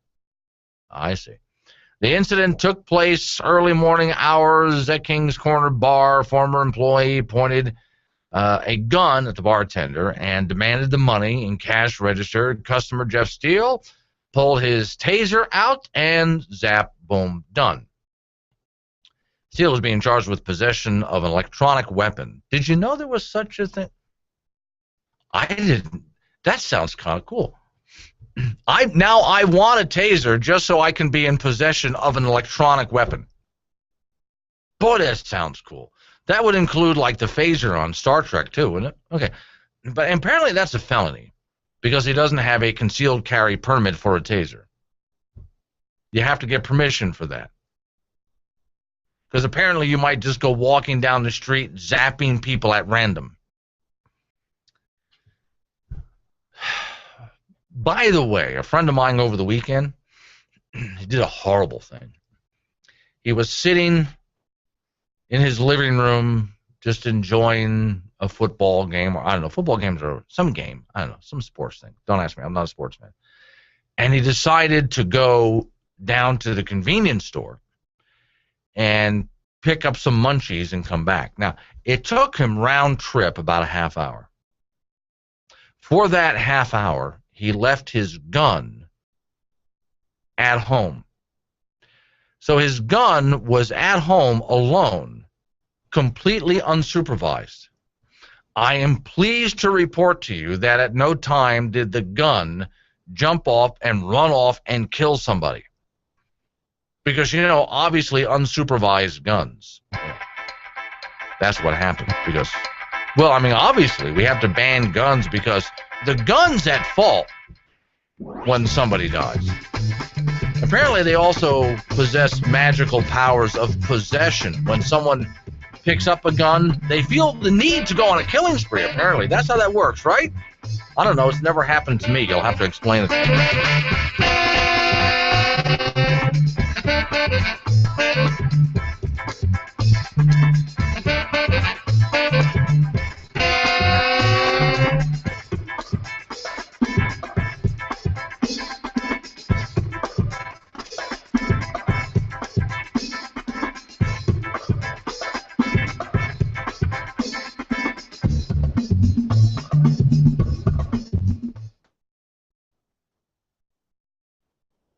I'm Andrew Klavan, and this is The Revolting Truth. Huzzah, and also hip hooray. It's time for another installment of the Leftese Dictionary. A dictionary of left-wing phraseology is a very important tool now that very important tools are actually running the country. We stodgy conservatives are mired in the old-fashioned practice of using language to convey thoughts and ideas, but zippy, forward-looking, youth-oriented leftists use words that aren't weighed down by things like meaning or sense. They just wiggle their fingers in the air like this, so that when they drive the country into the crapper, they can say it wasn't their fault. But with careful use of the lefties' dictionary, you should soon be able to put together complex leftist sentences, such as, in a country like this, everyone should have free health care, or greedy corporations are causing global warming, or I want to make the world a better place. I know, right now that just sounds like words being strung randomly together in dithering blasts of absolute nonsense. But soon you'll understand these are ways of expressing important ideas like, I'm a better person than you, or give me more power. But hold on, before we can advance to such intricate use of leftese, we have to begin with some simple definitions. Let's start with the word progressive. Progressive is a term used to refer to things like cancer or emphysema or leftism, or indeed anything that slowly destroys whatever it touches. In political history, the term progressive replaced the term liberal when people realized liberalism didn't work. Liberal had replaced the term leftist when leftism didn't work. And leftist had replaced the term socialist when socialism didn't work. Socialist, of course, had replaced the term progressive. Used as a noun, a progressive is someone who believes that mankind progresses and becomes more civilized over time. Examples of progress can be found throughout history. For instance, the Roman Empire was militaristic and imperialistic, but humanity finally progressed beyond it into 1,000 years of darkness and savagery. Or there was the Victorian era of sexual repression and racial chauvinism until we finally progressed into the glorious mass slaughter of world wars, Holocaust, and communism. And then we got the iPhone, so you just have to be patient. The idea of progress is built into another left-wing phrase, the 21st century. In leftese, the 21st century means a magical place of peace and enlightenment. The phrase is found in such leftese sentences as, Putin can't just conquer Crimea, this is the 21st century, or no religion wants to behead non-believers and enslave women anymore, this is the 21st century. When this wonderful 21st century will actually occur is anyone's guess, probably not for hundreds of years. In the meantime, the phrase can be usefully employed instead of taking meaningful action. But if progress doesn't come, and the 21st century turns out not to be the 21st century, a leftist can always respond by being smart.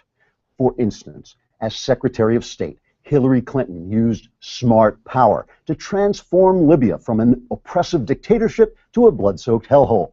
President Obama used smart diplomacy to change Iraq from a shaky democracy to a blood-soaked hellhole. In leftese, the word smart means ineffectual or unrealistic, or stupid, or progressive. This is Andrew Klavan with The Revolting Truth. Hello, America. Have you had enough of the NSA spying on you? Would you like to get a little revenge? Well, how would you like to join us? As the ASN, the American Stalkers Network, is looking for creepy people to out-creep the creeps at the NSA. And if you're one, or you just want to out-creep the federal government, we would like to talk to you. Do you like stalking and hacking on computers? Do you like the idea of staring into a 20th floor city apartment window with a drone camera? Does digging into a complete stranger's personal information excite you? What if that stranger worked for the NSA? Now you're talking. Would you like to take that personal information and turn it over the blogosphere? Or maybe the IRS? If so, give us a call today. But use a payphone in another state. Oh, and if you've been convicted of unwanted groping, we're going after the TSA next.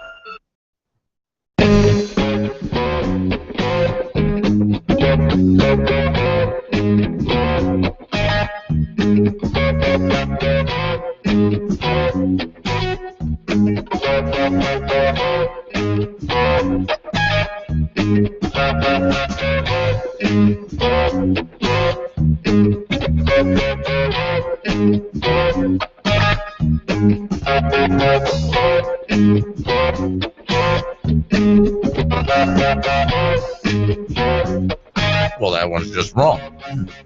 I'll explain it to those people who are listening. Those watching can already see it. Bold Republic Radio Show. My name is Glenn Woods. Thanks for joining me. No, that's seriously wrong. It's open phones throughout the rest of the program, so you can talk about whatever you want to talk about. Interrupt me if you have to. That's fine. Or talk about what I'm talking about. 307-363-4093 is the phone number. Pretty much everything I do talk about and more. My website is boldrepublic.com. So what happens for those people that are watching on the video stream, how you doing?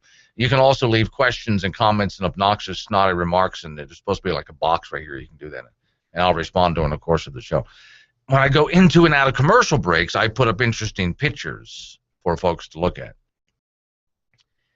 Brian Williams is being lampooned in Photoshop with every historical picture that you can possibly imagine. This latest one I just popped up, because I'm sort of reviewing them during the show, is just wrong. So there's Dallas, Texas. Yeah, you know where I'm going with this. There's President Kennedy sitting in the back of the vehicle, smiling. His beautiful wife on the other side, looking the opposite direction, smiling at the crowd. And Brian Williams is sitting right smack in between. Wow. But before that, the picture that I had up was Star Trek, and of course, guess who Captain Kirk is?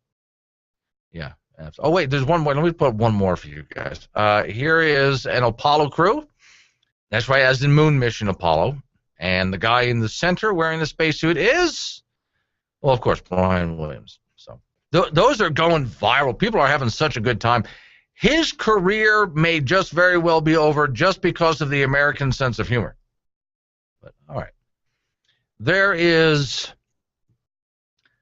a scandal out there that is the greatest lie and the greatest scandal in the history of mankind.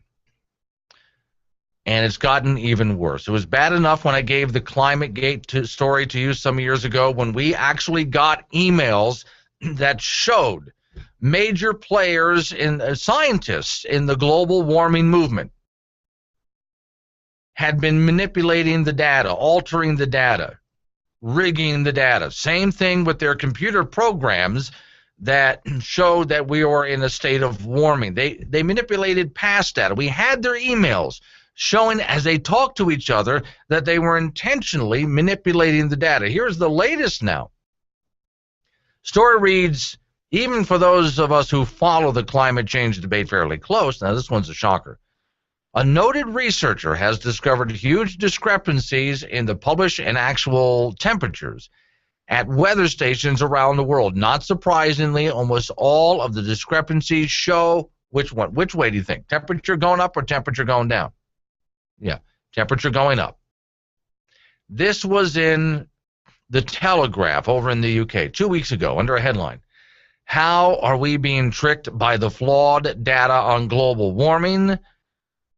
Paul Homewood, who in his not a lot of people know that blog, and that's all one word, by the way, not a lot of people know that blog, had checked the published temperature graphs for 3 weather stations in Paraguay just to start, against the temperatures that had originally been recorded. In each instance, the actual trend of 60 years of data had been dramatically reversed, so that the cooling trend was changed, one, to show that there was marked warming. And what they're doing is they're going back into past data. Rather than showing that the temperature was warmer that day than it really was, what they're doing is going into past data and erasing it to make the past look cooler, so the present looks warmer. That's how they're approaching this right now. So back to the Telegraph from the UK. This was only the latest of many examples of practice long recognized by experts observed around the world, ones that raise an ever larger question mark over the entire official surface temperature record. Following the last article that I read to you, a swath of other data from South America weather stations, for example, in each case found the same suspicious one-way adjustment, always making the past look cooler so the present looks warmer.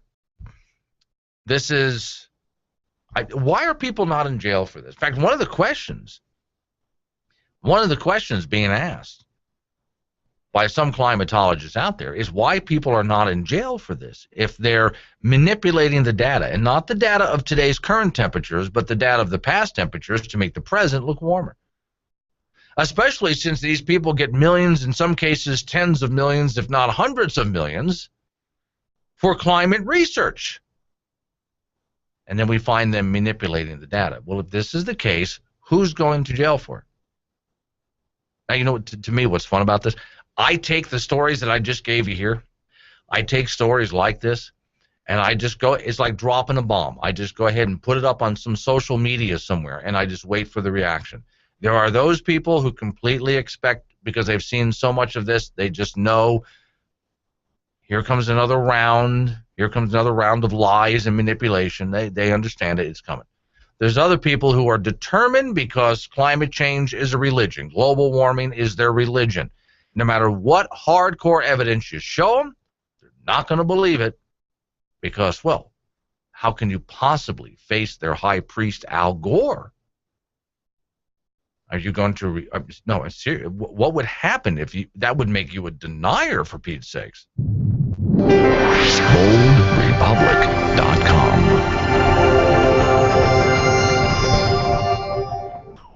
You could either spend $100 getting your phone fixed, or you could go ahead and spend $400 to replace it. At Selectel Wireless and Gillette, we fix phones. Most generally, what breaks is the digitizer or the LCD. This is from being dropped, being smashed, thrown against the wall. No, seriously, 9 times out of 10, people throw their phones. Well, we can fix that too. Save money, fix it, don't replace it. Come see us at Selectel Wireless, next to Office Depot in Gillette, Wyoming. But if you do need a new phone, we have those too. Excuse me, I wonder if you could help me find the baked beans. Sure, let me take you to them. What, really? Well, yeah, sure. This way. I mean, you're actually helping me? Well, yeah, sure. Just follow me. I'm in a grocery store, right? Right.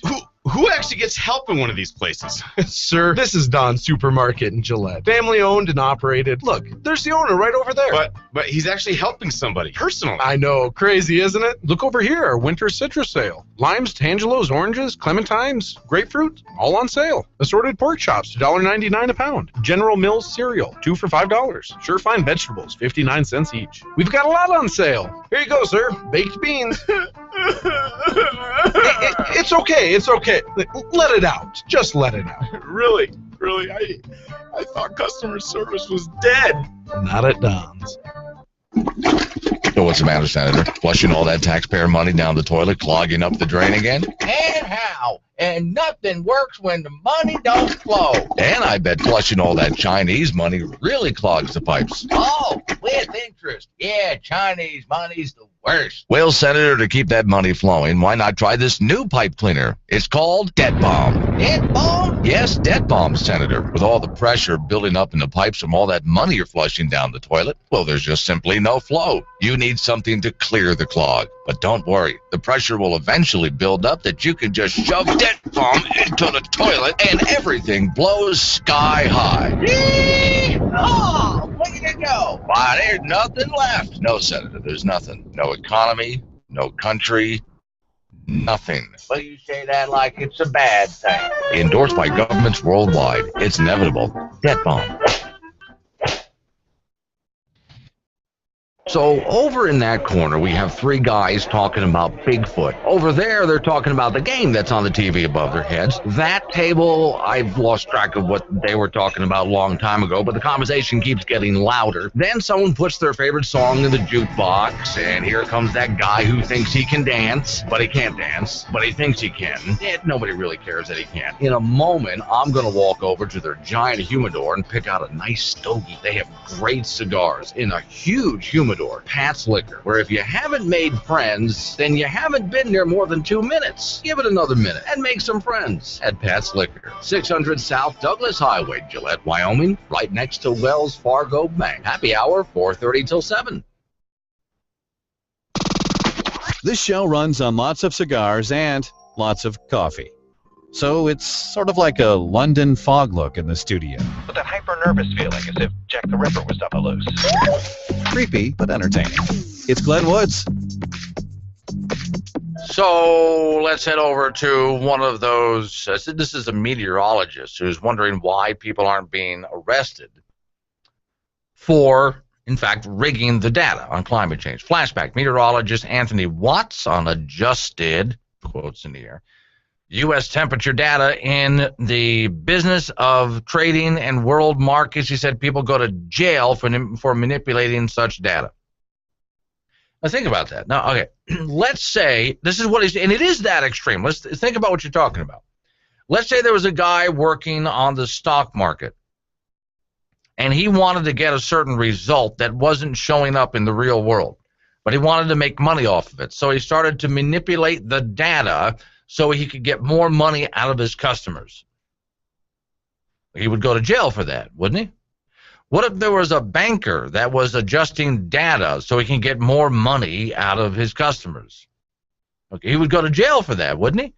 Pick any kind of business out there, where adjusting the data means that the person who owns the business is going to get richer because he's lying to his customer base. Guess who goes to jail? All right. Besides being a religion, global warming is a business. How do you think Al Gore got rich? By the way, that was something, somebody else that I was talking to over the weekend on social media that I got. They put up a little poster that showed just a bunch of jet airplanes. Well, the rich can't hide forever, you know. Okay, the super rich, huh?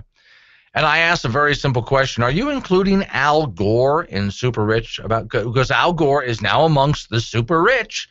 And how did he get so rich? Yeah, off of manipulated climate change data is how he got off of, and extortion is how he got so rich. So since it is an industry, oh, hey, on that note, if you go to my website, boldrepublic.com, and I wonder, is this on the, here we go,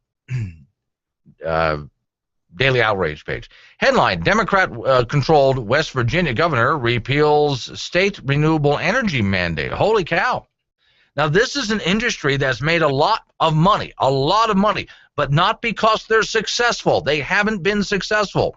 The green energy business, which I've shown you already, is not green when you find out where they get the materials from.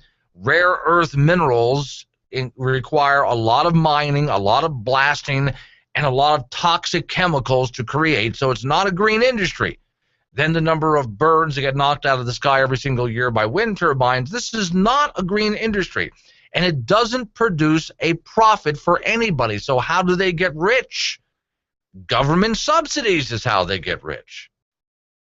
In West Virginia, the Democrat governor, political tide is turning, the story reads, against state mandates for renewable energy. February 3rd, Democrat West Virginia Governor Earl Ray Tomblin. Doesn't that sound like a West Virginia name? Earl Ray Tomblin signed legislation that repealed West Virginia's alternative renewable energy. This repeal was the first signed in the state's 2015 regular session. West Virginia's renewable energy legislation, signed then by the Democrat governor in 2009, requires electric utilities, requires them to produce 25% of their electricity from green energy renewables.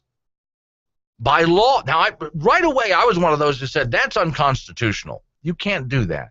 You can't turn to a company and say, you must produce X if you're going to be in business. By law. Or you're not allowed to be in business. Well, that's just been repealed. Power companies in West Virginia now can produce power however they want to produce power, in any way that makes them a profit. And it's a Democrat who made that happen. Why? Because the green energy business is filled with fraud and waste and only survives because of subsidy.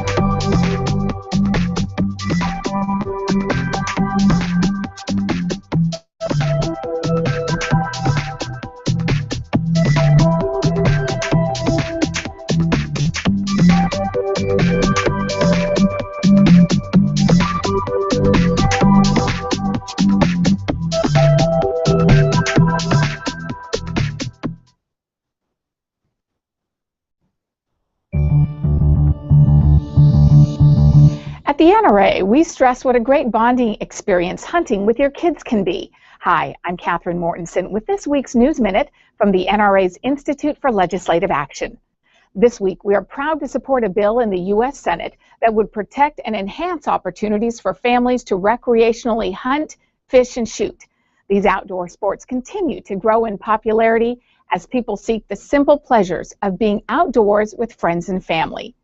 The Bipartisan Sportsmen's Act of 2015 is sponsored by Senator Lisa Murkowski of Alaska.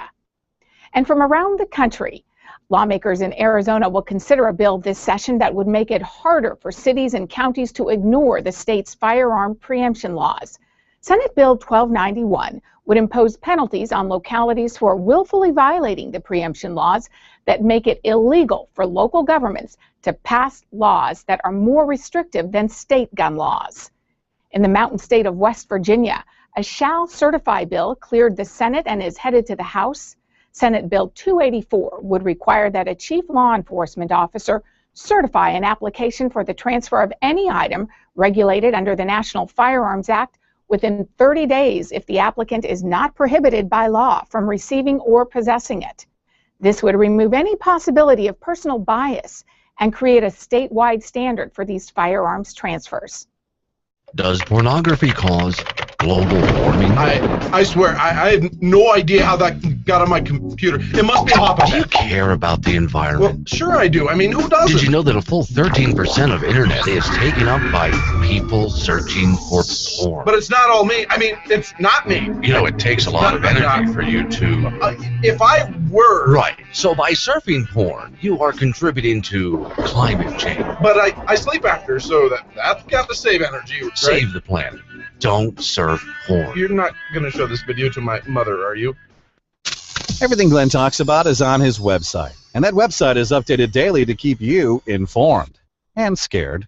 BoldRepublic.com. Back to Glenn Woods.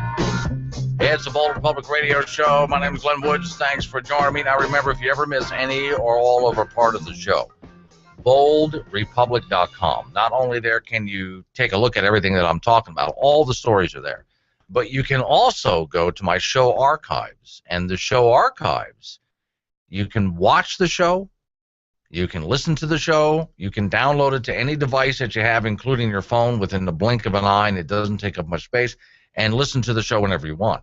And if you hear something you want to talk about with me, just call, even if I'm not live on the air. We'll set it up so you can go ahead and you'll be called back. It's essentially like a guest on the program. So, okay. One thing, look, Ronald Reagan did a lot right. Here's one that he did right that I did at the time. I was young at the time and realized that there were some people out there who just did not want to deal with reality, to see the world as it really was. Ronald Reagan turned and said that the Soviet Union was an evil empire and named the atrocities of the Soviet Union.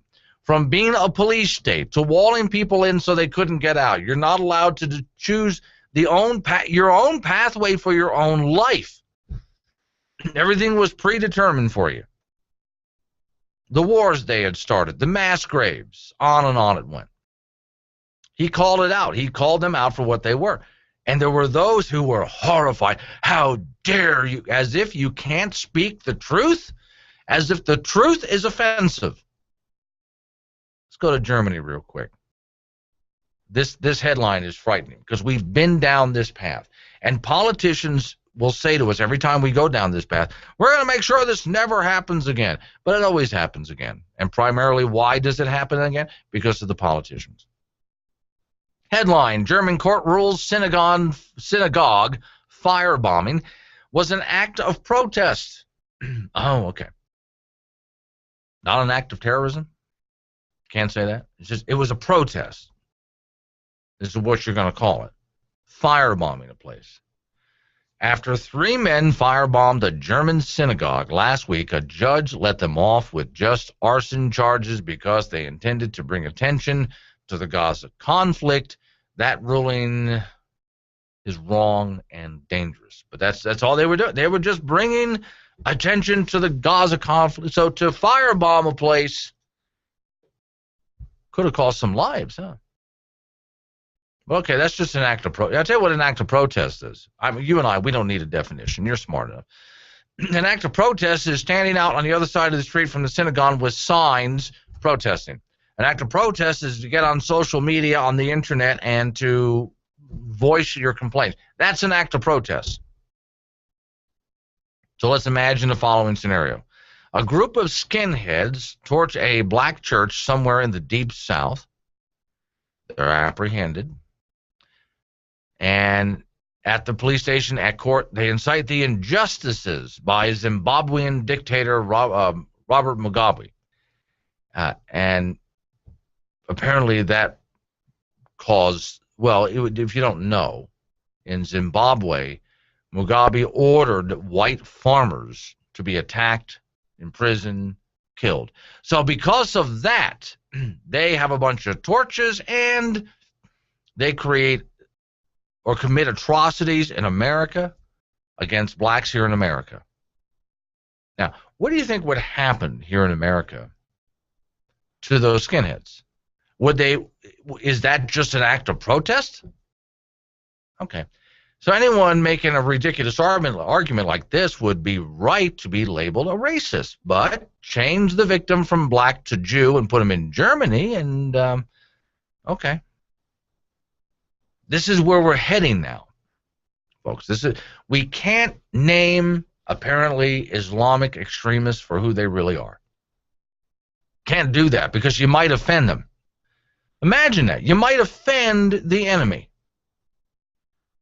Since when did people, I don't know, when did that start? It must have been before I was a kid because here's Ronald Reagan calling out the Soviet Union for what they were.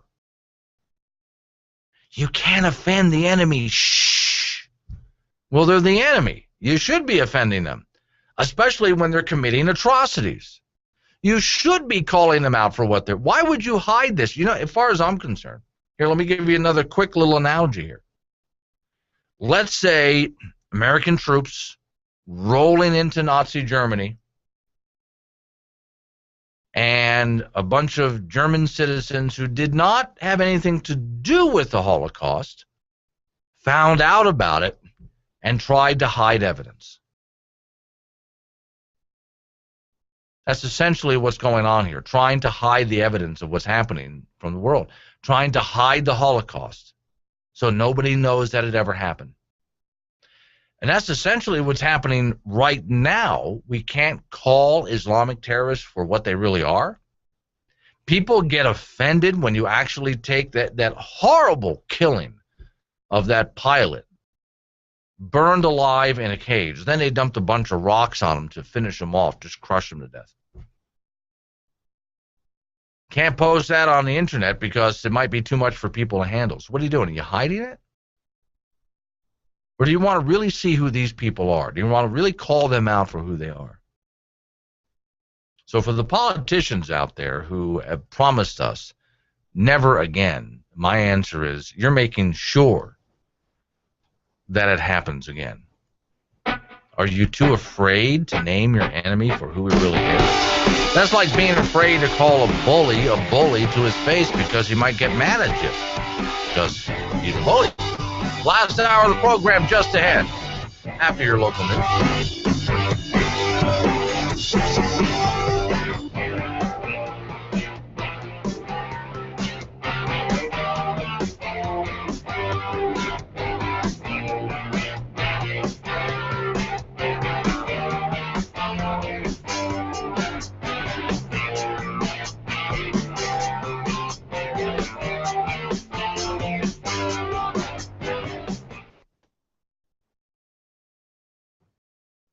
Imagine the 10 people closest to you right now physically. Put them all in a track suits and running shoes, line them up on a starting line, and have them run the 100-meter dash. No two of them are going to cross the finish line at the same time. Some will run faster, some slower, but all will be free to run as fast as they can or as they want to. And this is the point, though.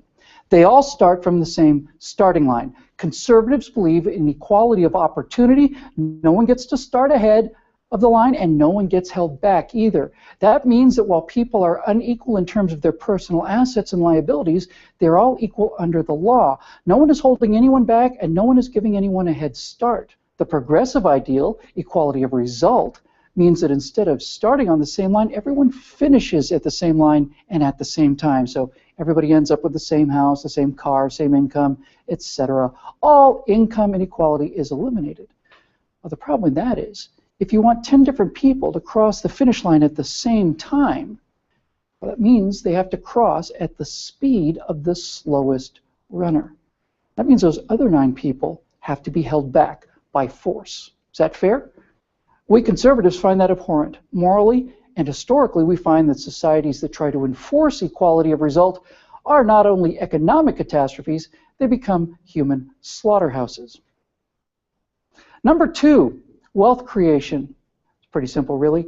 Can wealth be created out of thin air, or is there a limited amount of wealth, a big pot of money? Well, not money really, because you can print that, but wealth. Is there a limited pot of wealth in the world, or can you make more? Because if wealth is limited, then progressives are correct. The rich businessman with his $20 million corporate jet is a villain, since the money for that jet had to come from some limited supply, and it could have gone to some mother's health care or student loans or whatever. He took more than his fair share.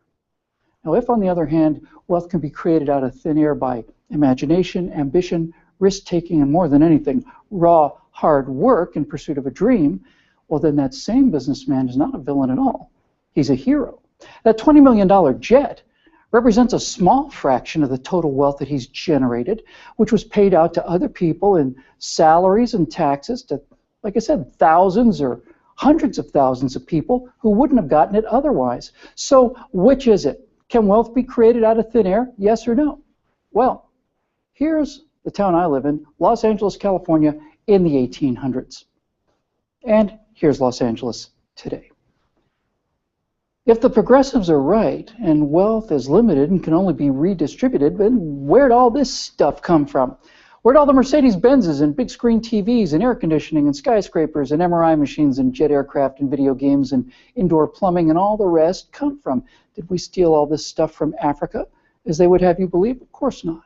Wealth can be generated out of thin air through trade, vision, and hard work. Conservatives believe if some people do not have enough pie, the answer is not to redistribute the pie. The answer is to bake more pies. Which brings us to my number 1 conservative value, freedom, responsibility. It's not one or the other. We conservatives believe that talking about freedom without responsibility, or vice versa, are non sequiturs. They're different sides of the same coin. Now, since we believe in individuals, we believe that they should be allowed to pursue their own personal happiness right up until the point where their pursuit infringes on someone else's pursuit. If you have the freedom to defend yourself with a firearm, you also have the responsibility to use and keep it safely, and you also bear the responsibility for crimes committed because of that firearm. If you're given the freedom of equality of opportunity, the ability to run as fast or as slow as you want without somebody holding you down and trying to hobble you, then you have a responsibility to play by the rules and accept the personal consequences for your behavior and your failures along that race. If you have the freedom to generate wealth, you have the responsibility to do it legally and fairly, obeying the law and paying the personal consequences if you cheat. It's just that simple. Look, these beliefs are not perfect because conservatives understand that nothing is perfect, least of all people. Some people will be murdered with guns. Some people will have 5 houses while others don't have any. It's not perfect. It's just the least bad solution. But when you accept and embrace the idea of freedom and responsibility that comes with it, you will find a joy you did not have before. It's that transcendental happiness of realizing that you're not a piece of wood floating down a stream hoping for change, bitter, powerless, and resentful. No, you will realize that you're a motorboat, that you can plot your own course through life and achieve many, if not most, if not all, of those things you want to pursue for your own happiness. Understanding that, accepting that, the power of freedom and responsibility of your individual life is the best thing that ever happened to me. My friends, conservatism kicks ass. You really should give it a try. Who exactly is Gruber? What was his role in crafting Obamacare? I don't know who he is. He didn't help write our bill.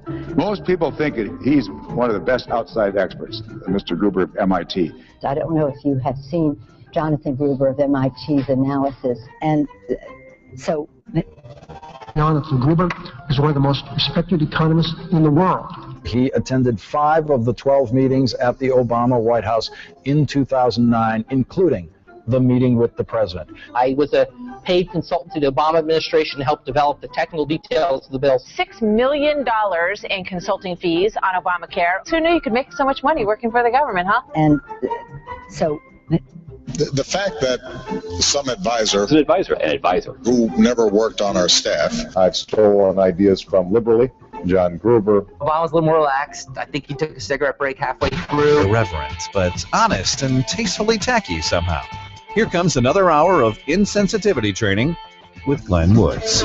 Well, we all know who's devastating the coal industry out there. He flat out said he was going to do it. Then he acted like a hero for, well, let's get into it. Hang on, here we go.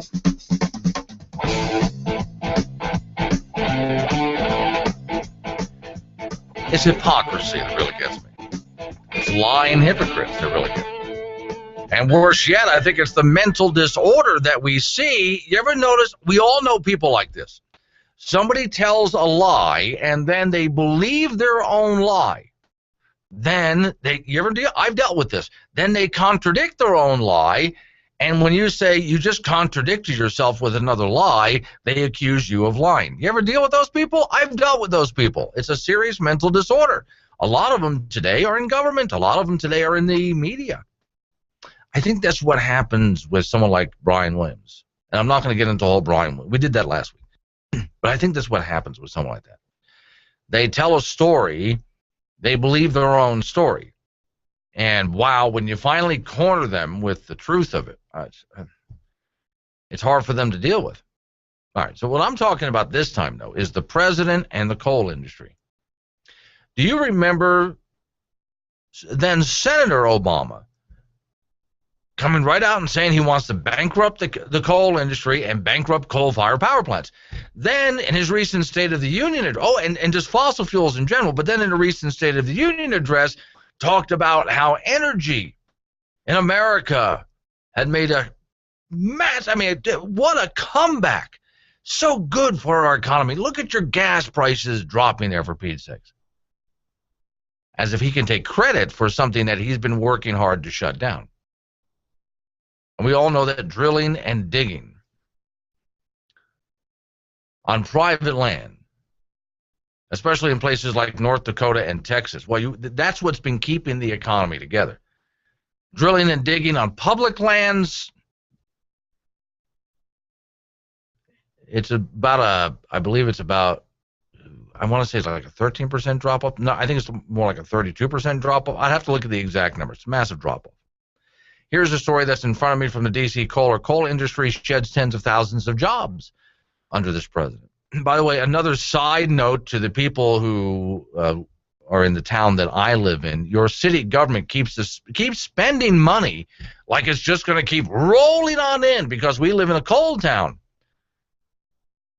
Tennessee, West Virginia, entire towns have become ghost towns because of what I'm about to read to you.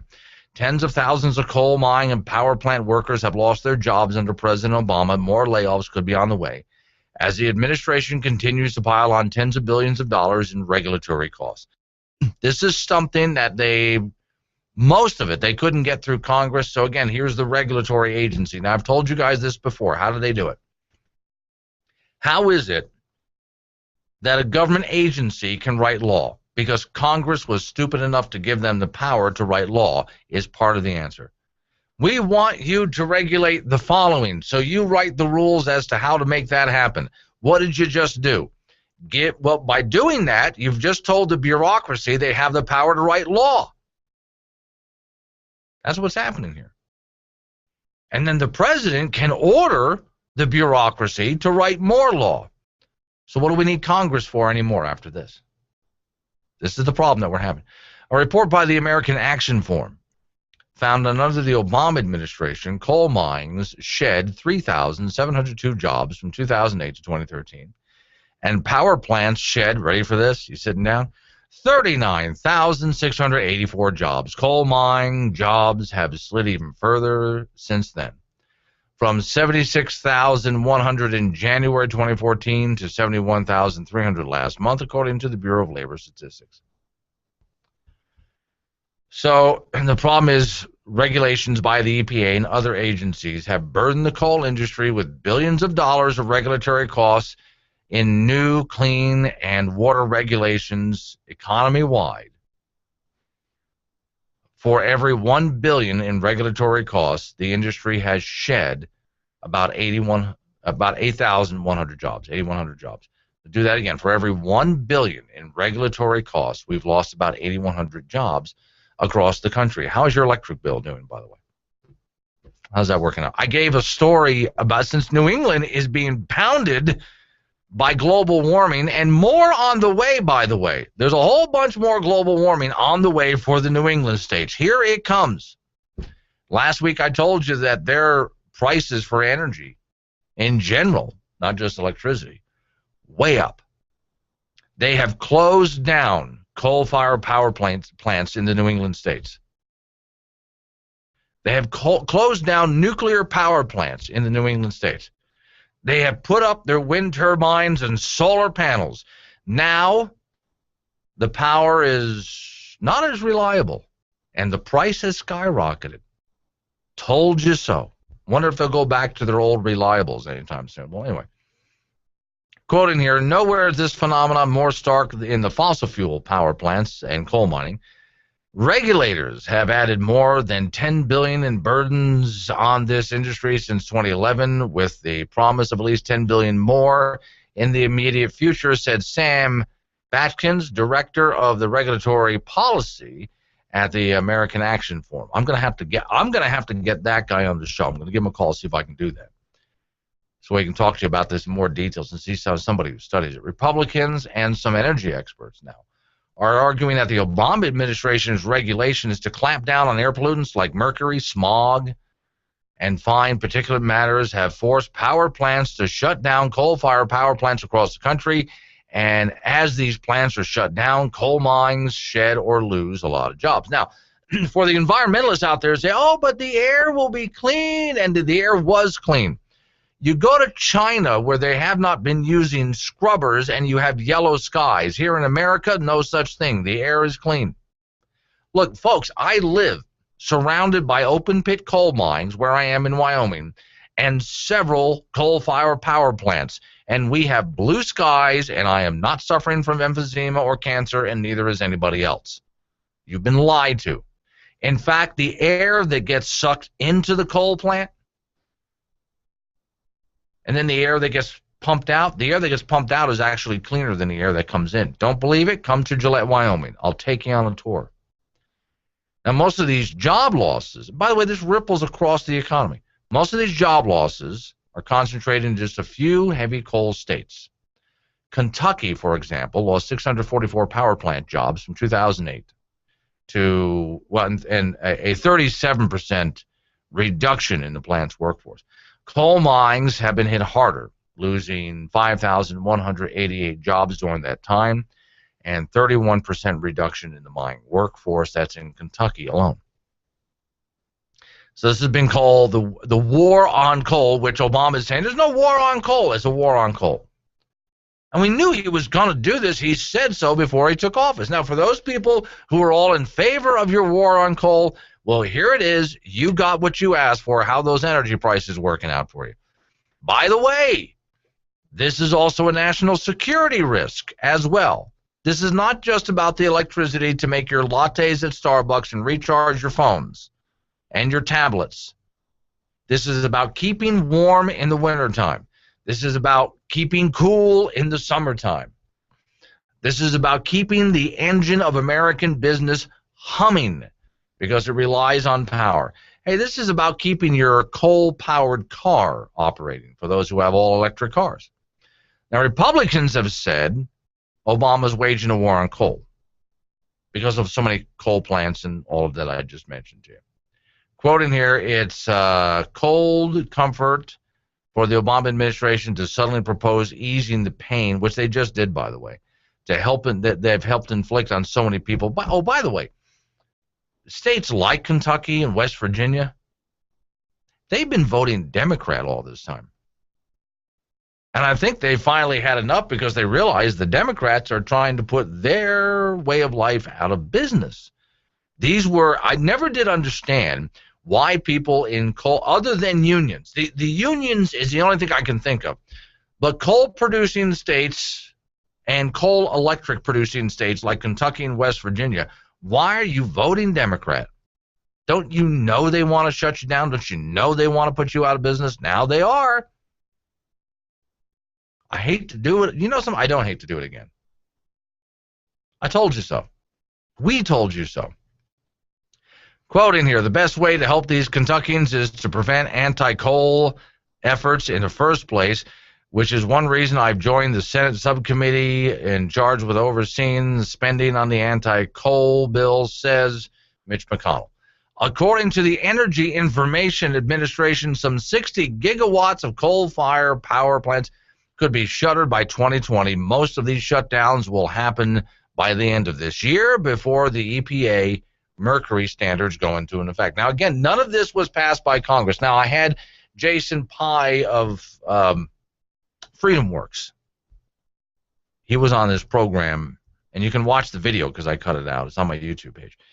He was on this program last week. And there's an interesting proposal in Congress right now to put a stop to just out-of-control EPA continuing to write more and more regulations, despite what Congress says, whether the president was in favor of it or not. They've been given the power to do this. So the proposal will be, if it goes through, I'm sure the president will veto it, but the proposal is to take the power away from the bureaucracy. So every time a bureaucrat writes a rule, which, as you know, is a law, every time they write it, it has to go to Congress, get reviewed and voted on and signed by the president. Or to put it in another perspective for you, you and I can write a law and then hand it to our state representative, and if they like it, the state representative can bring it to the floor and it can make its way through Congress and wind up on the president's desk. So when a bureaucrat writes a law, same thing. Now that's something that needs to pass, or the EPA will never stop until every last coal plant is shut down. Nick from the Campbell County Observer just sent me a note. It's about keeping pizza in the oven, factories running, cell phones chirping, fishermen fishing. I mean, I'd rather get fish with electricity. Never mind, belay my last. Yeah, no, I get it. No, I think of it. No, Nick, you're not too far off. You ever see these guys who get out there fishing with their little electric motors, Nick? Yeah, because the electric motor is not loud, so they can sneak up on the fish. Okay, so you're in the right ballpark there with your with fishing with electricity. It is about all of that. No, we're not destroying the environment with coal, but the EPA, because they're filled with a bunch of, well, the environmental nutcases, want you to think that we are. They want you to think that CO2 is a pollutant and that people that live in towns like I live in right here are dying. Again, I am surrounded by open pit coal mines in this town that I live in. And we have several coal-fired power plants around this town. And the air is not yellow. And when it snows, the snow is not black. And we don't have a high rate of emphysema or cancer or any such thing. You've been lied to. Glenn Woods, OldRepublic.com. Are you looking for employment in the energy industry? True Companies are hiring. The True Companies consist of several companies in the oil, gas, transportation, and agricultural business. Black Hills Trucking is currently hiring mechanics in Gillette and Casper, Wyoming. Belfouche Pipeline Company is currently hiring gaugers in Gillette, Wyoming, and North Dakota areas, roustabouts in Wyoming, and pipeline controllers in Casper, Wyoming. These are full-time positions with competitive salary, 100% funded profit-sharing plan, vacation, life insurance, family health, tuition, reimbursement, 401k, employer match, safety awards, and incentives. Must be able to pass an employment drug screening. You can view all current positions at truecost.com. That's TRUECOS.com. True Companies are an affirmative action, equal opportunity employer. Wyoming citizens, I come to call your attention to a matter of utmost importance and urgency that will affect each of us. Governor Meade, in backroom meetings, has been working for years, as he describes, to implement a refugee resettlement program in Wyoming. Meade has contacted the U.S. government to formalize a public-private partnership. My point is, were you asked your opinion or support of this partnership? Meade didn't even discuss the issue with our legislature. This program introduces incompatible cultures within our own. Many refugees and other American communities don't accept any aspect of U.S. culture, values, or laws. Do you want Meade, like President Obama, taking hard-earned tax dollars designated for our citizens to pay for a refugee resettlement program? We cannot allow recent outbreaks of disease and threat of lone wolf terrorism to jeopardize the safety of our families. I am Wyoming proud and want to assure we all are today and for our future generations. Will you please help me? Paid for by Citizens Protecting Wyoming. Hello, Americans. This is Rod with your local American-made store here in Gillette, Wyoming, where it's always made right here in the USA. Have you seen our stainless steel art? It's beautiful. Yes, and he will do custom. Framed artwork. Check out our selection. Top-of-the-line stuffed olives, flavored olive oils. And yes, we have toys and Okabashi sandals. Free pocket constitution with purchase. We are the solution for this great nation. Get informed. Don't forget your veterans. God bless America, and buy American. It matters. MyMadeInAmericaStore.com. I suppose you're planning a nice retirement, and you assume everything is paid for. Well, Wyoming didn't tell you. Who is paying for your pension? I'm gonna owe lots of money, and it's all your fault. I don't want to pay for this, but you're making me. Find out more at Wyoming2100.com. We are 5 days away from fundamentally transforming the United States of America. Hear that? That's the sound of a founding father rolling in his grave. Spinning so fast you can actually turn one of our massive state-of-the-art turbine generators. That's a lot of energy. Free energy if we could only tap into it. Here at Founding Fathers Electric, we've found how to do just that. Each time a liberal speaks, a founding father spins in his grave. What difference at this point does it make? About 1.21 gigawatts of difference, Hillary. Spinning a turbine that powers America. A State of the Union address alone can keep the Northeast warm and toasty through the harshest polar vortex. One Pelosi quote. We have to pass the bill so that you can find out what is in it. Thank God for surge protectors. Since Ben Franklin was one of the first to experiment with electricity, he was one of the first we plugged in. Coming online soon on the East Coast, our 600-megawatt Jefferson generator. So close to Washington, D.C., it will be able to power most of the East Coast. Founding Fathers Electric, turning filthy liberal lies into electricity since 1933. When you dance, dance like nobody is watching. And when you call Glenn, talk like the NSA and IRS are listening. Because most likely they are. Guess who? And they haven't had their daily dose of irreverent, insulting sarcasm today. We're counting on you. Call the show now. And by the way, the phone number is 307-363-4093. That's 307-363-4093. And if you're watching by the video stream, there's a box. You can leave questions, comments, and obnoxious, snotty remarks, and I answer them during the course of the program. So, okay. Tin hat moment. You've been warned in advance. Get your tin hat. Put them on. Give you a moment to do so. I hope you have the tin foil standing by. By the way, you got to make sure it says tin foil because most of it's made out of aluminum these days, and it's tin that works apparently. Headline from hotair.com blog: Is your smart TV really listening? So maybe your television's getting a little too smart. Here's the gist of the story. Potential privacy intrusion, voice-activated service is massive. This is something that I really like. I really do love, and I do worry about this, not to the point of a tin hatter, but it kind of gets me down. I can walk into a room and say what I want, and the computer, just like out of the Star Trek days, will go, okay, and do it for me. Especially if you have a television, if you want to surf the internet. Will doors open from the other side too, you know? Most doors do. Potential privacy intrusion, says the story. Voice-activated services. Samsung, which makes a series of internet-connected TVs, has a supplementary privacy warning in there for its smart TVs, which include the following. You control, I'm reading from Samsung now. You control your smart TV. You use many of its features with voice commands. If you enable voice recognition, you can start interacting with your smart TV by using your voice to provide you with voice recognition feature. Some voice commands may be transmitted along information about your device, including the device's identifiers, a third-party service that converts speech to text, or to extent of necessary to provide for voice recognition features for you. In addition, Samsung, here we go, may collect and all of the information on your device, capturing your voice with voice recognition feature to evaluate and improve the feature. Now, this is in bold type now. Okay, ready for this part is what really stood out to me. Please be aware that if your spoken words include personal or otherwise sensitive information, that will be among the data captured and transmitted to a third party.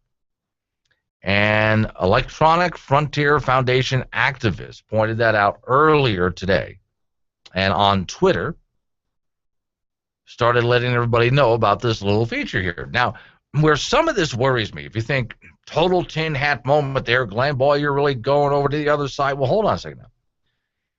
Did you hear about the story? There's a kid who at his school, everybody gets a little Apple laptop to take home to do schoolwork on. Okay.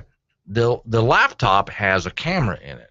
And as with most laptops today, has with a camera with a microphone. So the school was afraid that the laptop had been stolen. It wasn't stolen, it was with him.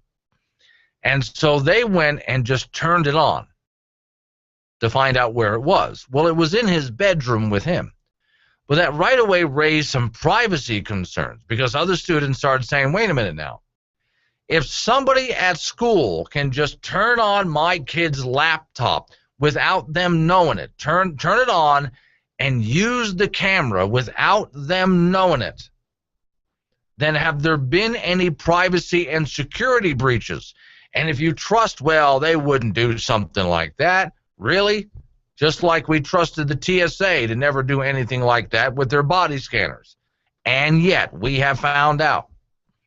These are human beings here, and from time to time, you get a human being who really doesn't have any sense of morality whatsoever, and so if they could spy on some kid. And so, you know, I know people who are a little bit paranoid with their phones. And to an extent, I actually don't blame them. I'm not so paranoid that way with these devices myself, but just understand, anything that you have that is a doorway so you can get out onto the internet, out onto your cell service, well, doors can open from the other side too. And you may look at your device and think, well, I currently do. Oh, hey, here's one more. Who's the television reporter right now who has written a book about this? She was the one who was investigating Benghazi. And she woke up in the middle of the night. Cheryl Atkinson is her name. She woke up in the middle of the night and found that her computer had turned on all by itself. And somebody was rooting around in there. And it was the federal government. Not trying to sow paranoia. I am just trying to be realistic about it. Just keep in mind, any doorway you have that leads out into Cyberville can be opened from the other side.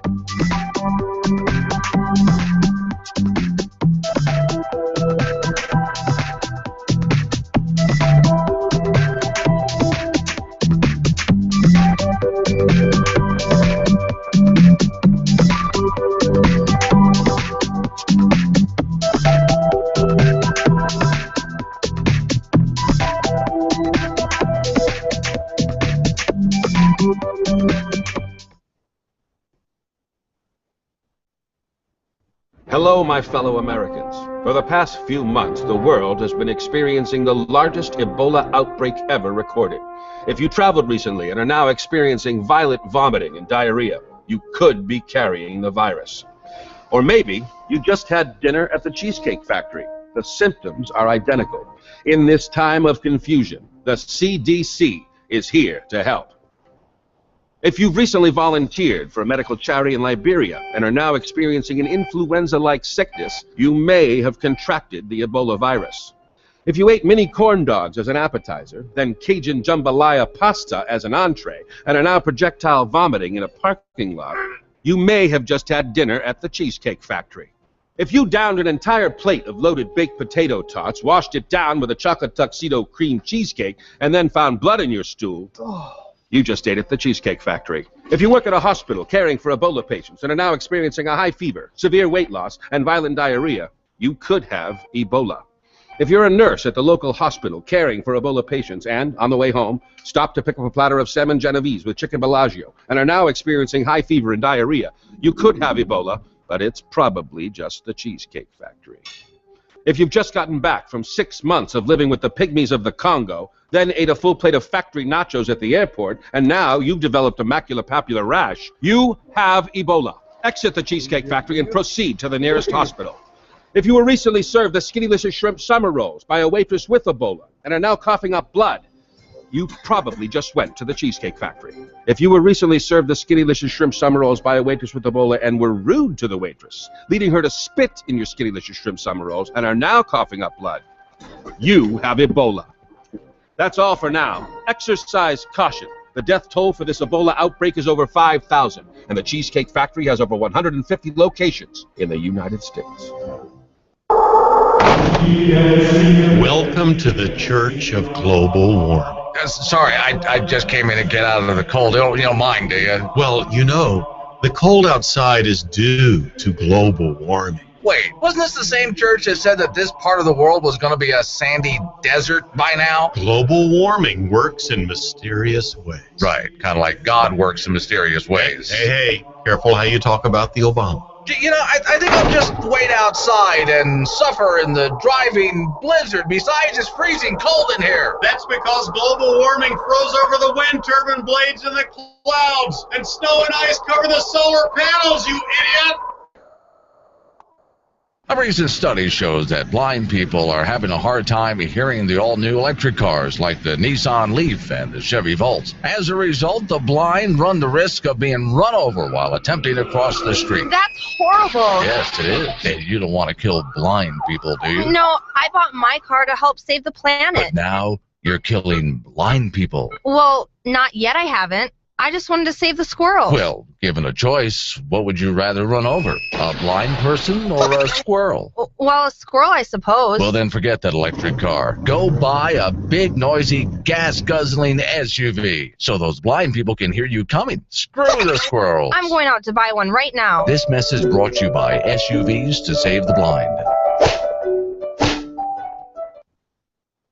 Do yourself a favor. Don't just listen to the show. See what Glenn's talking about at boldrepublic.com. There you can watch the show live on YouTube or download the show and listen to it later. Now let's get back in there. Here's Glenn Woods.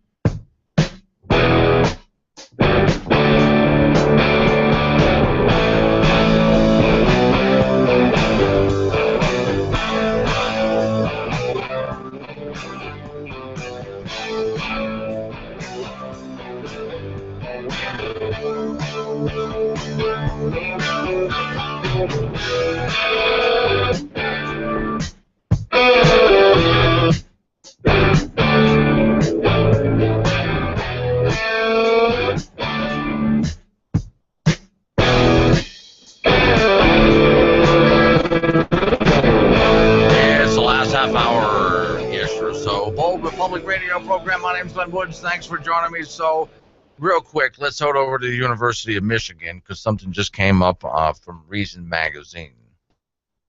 Yeah. About a waste of your money. University of Michigan spends about $16,000 to tell students not to say words like crazy. Well, isn't that crazy?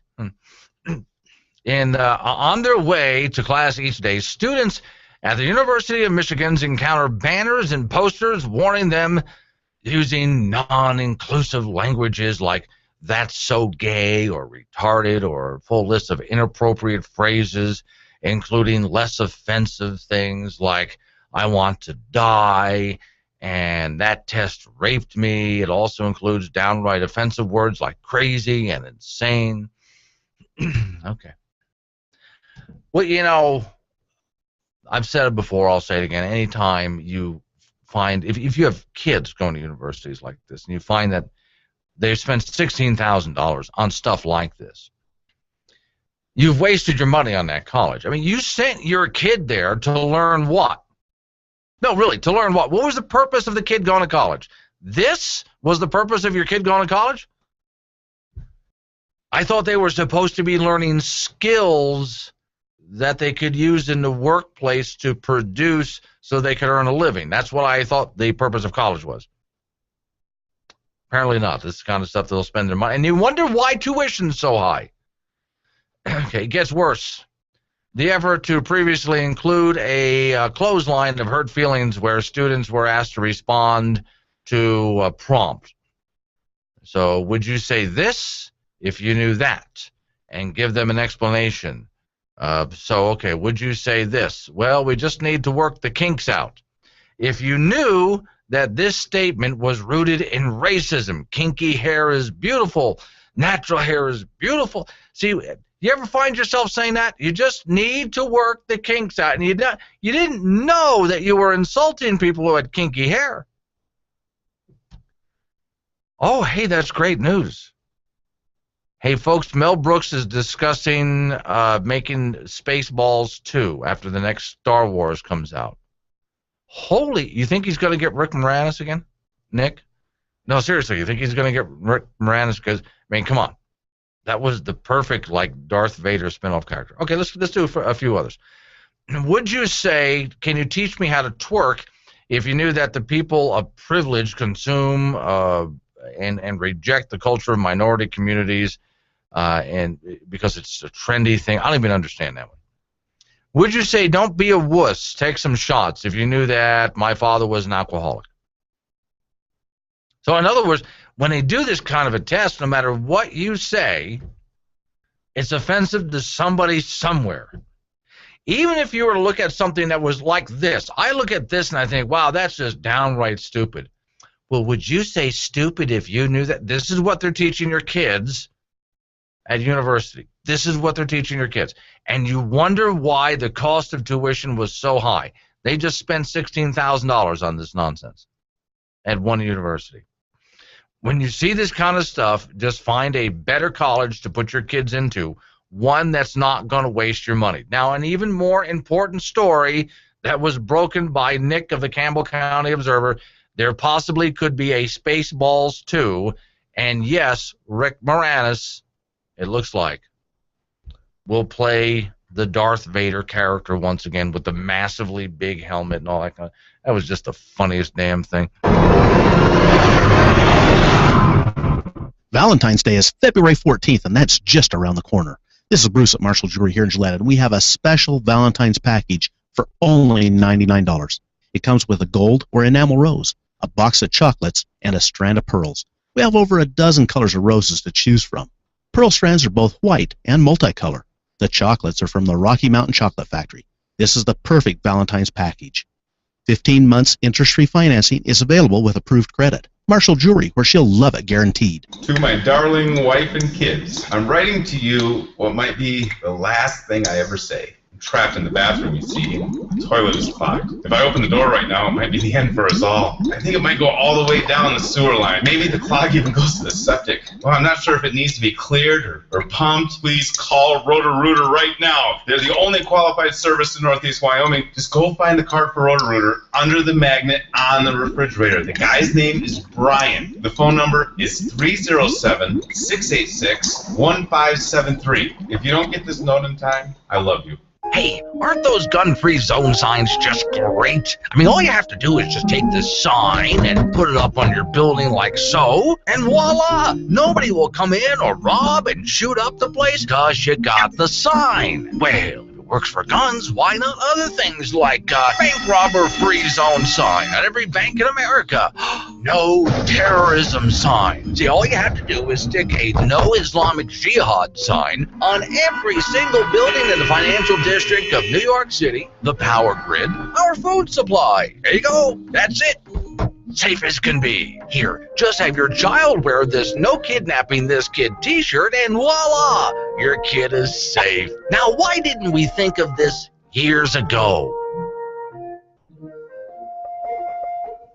Hey, Frank, you're actually gonna fall for that hook, are you? I'm just so hungry, and the lure looks so good. Yeah, well, just look up through the ice hole at that guy. Hey, he's got all the latest gear, doesn't he? He's so warm and comfortable, and the top window sportsman clothing, and fishing pole, and the best lures, nice comfortable chairs, coolers, warmers. He's got it all. I can't stand it.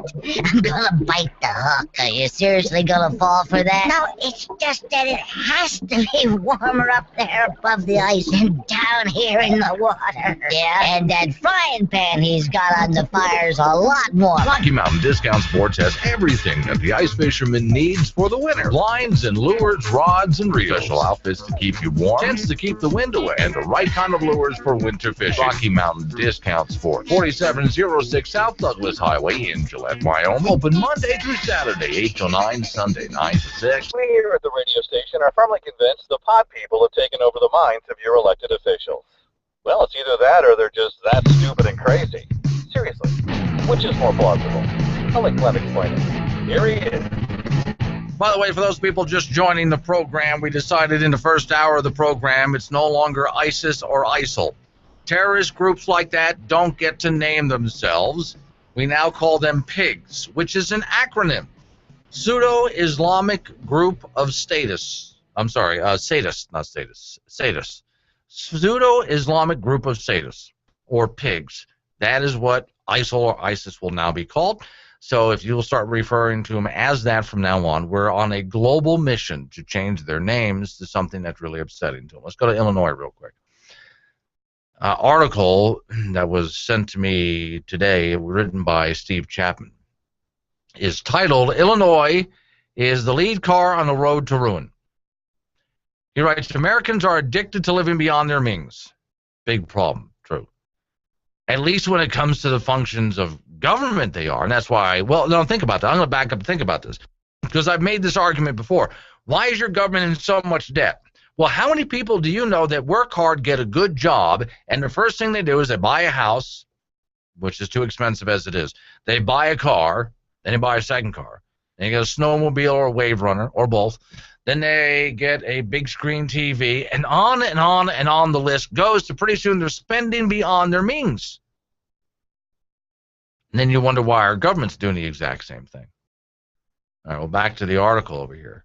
That's why the federal debt tripled over the past decade under President Obama's budget plan. It would keep growing indefinitely. Why not? If you don't have to pay for all you get, you're likely to take more than you need. The problem is hardly confined to Washington. State and local governments can't get away with endless budget deficits because of the restrictions of their authority to borrow money and print money.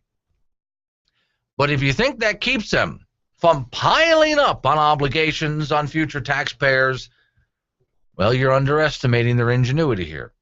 A common method is setting up generous pensions for government employees while failing to put away the money needed each year to pay the benefits that would inexorably come due. The evidence of where that approach leads, it's on display Illinois. Bruce Rauner, the Republican governor of the state, I hope I'm pronouncing his name right, gave the State of the State address Wednesday and mysteriously failed to address the state's huge public employee pension debt. It's like the biography of George Custer, admitting Little Bighorn, just admitting it doesn't exist. The chance of success is about small, Illinois has a bigger unfunded obligation than any other state in the country. It exceeds, you ready for this? You sitting down? It exceeds $100 billion. And by some estimates, it's as high as $250 billion. It has attained this distinction by failures like skipping contributions and assuming economic good times will never end, overestimating how much money they're going to get from their investments, on and on it goes. If a company was being run this way, where would the owners and managers of the company be right now? Behind bars. Quoting here, the deadline of nearly 30 years of systemic state underfunding of its employer contributions to the pension systems, followed by the decline in asset values caused by the national meltdown in financial markets over the last year, combined to create an all-time high in the state's unfunded pension liability. These payments now swallow up a quarter of the general fund revenue for the program. Now, California's got a similar problem. Now, we need to take a look at this and look at it. At what state are you in? Are they doing the same thing? Now let's take a look at our federal government. Are they doing the same thing, considering the national debt right now? This is why when you take a look at the national debt, don't just take a look at what Washington, D.C. owes, because states like California and Illinois can drag the rest of the country down with what they owe. California's problem, despite the enactment of a modest pension reform bill in 2012, the state controller reported last year that the state and public pension systems now have unfunded liabilities totaling $198 billion, up to 30-fold since 2003. Now, California is lying to its people saying, but we have a balanced budget right now. The hell, look at your unfunded liabilities. No, you don't. The hell you do. You have debt. Illinois passed its own mild reform plan, which a state could strike down for violating the constitutional provisions that says public pension benefits shall not be diminished or impaired. They have that in their constitution. If the state Supreme Court agrees, well, what are they going to do to reform this? And here's the problem that I explained, and I think it was the second hour of the program today. I had people trying to pick on me saying, well, you just want to shut down Social Security so it doesn't exist, so old people will starve in the streets, and Medicare and Medicaid. My answer was, no, I want to reform it so it's still there. But see, people like me, when we say that, we're treated as if we want to shut the whole system down. It's either reform it or the system collapses, and you have nothing. Now, you're going to have to pick one. Well, these people don't like to live in the real world. So if you live in either of these states, or neither of these states, let's try that. Don't assume you're immune. An economist at the Hoover Institute, Stanford University, reports that the 10 largest cities in America, to them, these obligations remain swollen despite economic growth. So you may live in a state where the state doesn't have the problem. Do you have a major city that does? Under the usual accounting standards, they've shrunk less than 2%. Under what they regard as more accurate formula, they've jumped by 40%. How did this happen? Liabilities continue to rise and benefit payments continue to outstrip contributions. So in a paper published last year by the Americans for Economic Journal, Economic Policy, University of Rochester, well, with a possible exception of Indiana, there's no state for which current total contributions by all state and local government entities are greater. In other words, every single state has this problem, is what he's saying. Now, add that, because these states drag on the federal government. So there's a lot of people out there who have been promised a lot of money when they retire. And frankly, if they don't reform the system, it just isn't going to be there.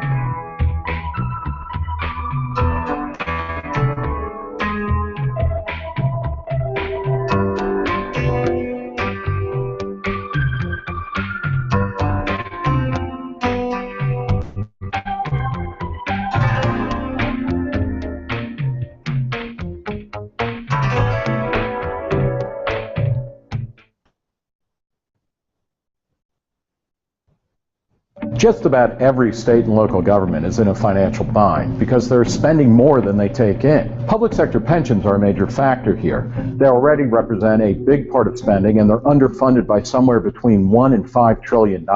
As those shortfalls come due, either taxpayers are going to get screwed through higher taxes and reduced services, or public sector retirees are going to take a hell of a haircut. Look hard in your pay envelope next week, because stupidity is subject to withholding tax. You dipstick! Here are 3 reasons to fix public sector pensions now.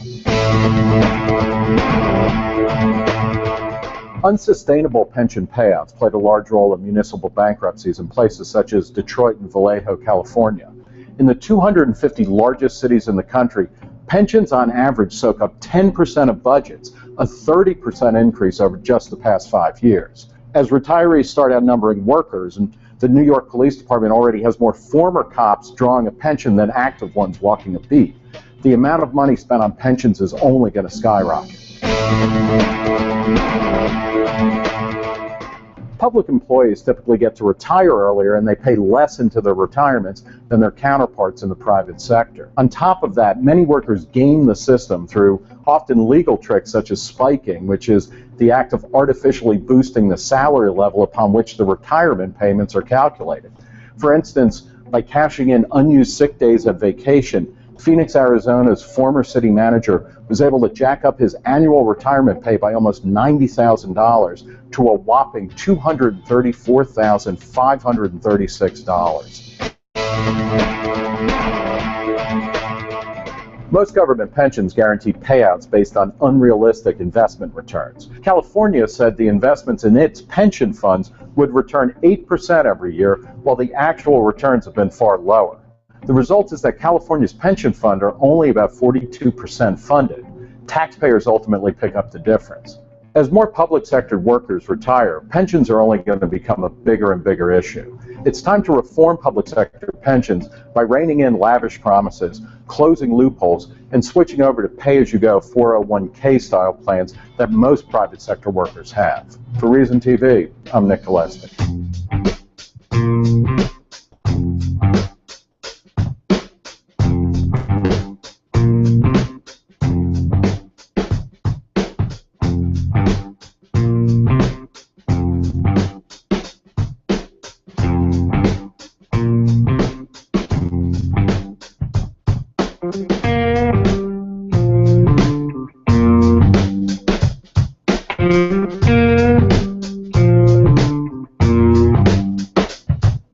Segment of the program, Bold Republic is on. My name is Glenn Woods. Thanks for joining me. A little bit of a house cleaning thing here I got to do at the end of the program, stories that I won't be able to get to because of the time. Michelle Obama is confident, living in her little dream world, that kids will embrace school lunch reforms. Where has she been getting her news from? Kids have been doing, I've been saying that I like the fact that kids have had to go through school lunch reform with Michelle Obama. You know what they're doing?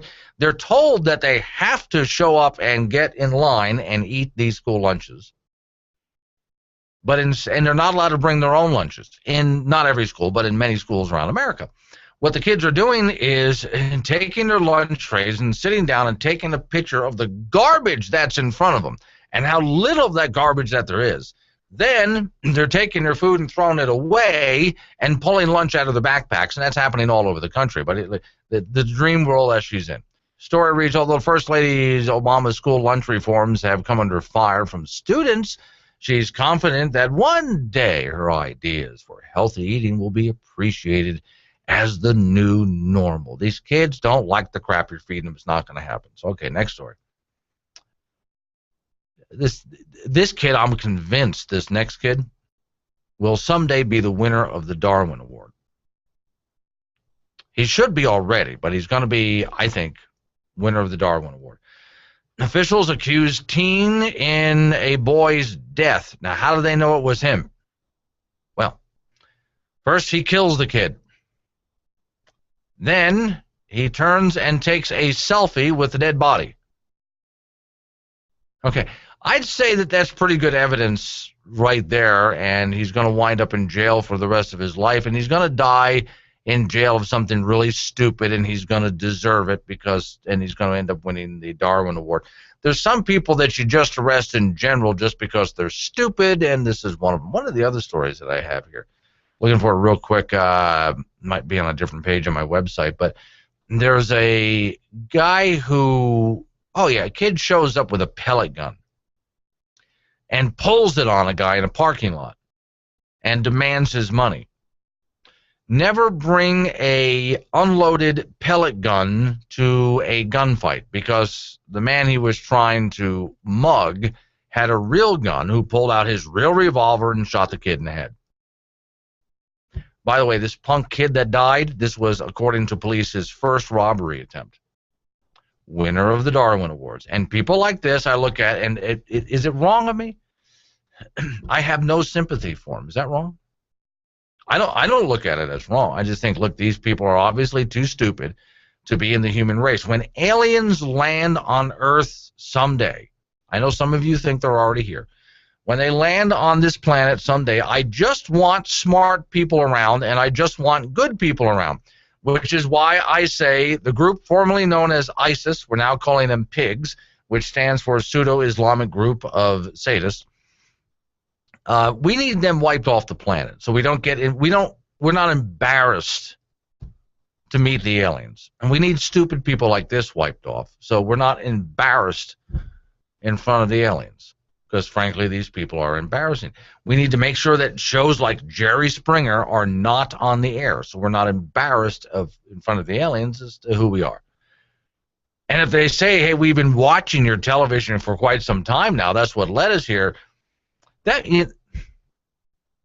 think I just solved the mystery. Why? I don't think we've ever been visited by aliens. I hope somebody proves me wrong someday. I really do, but I don't think we have. You know why?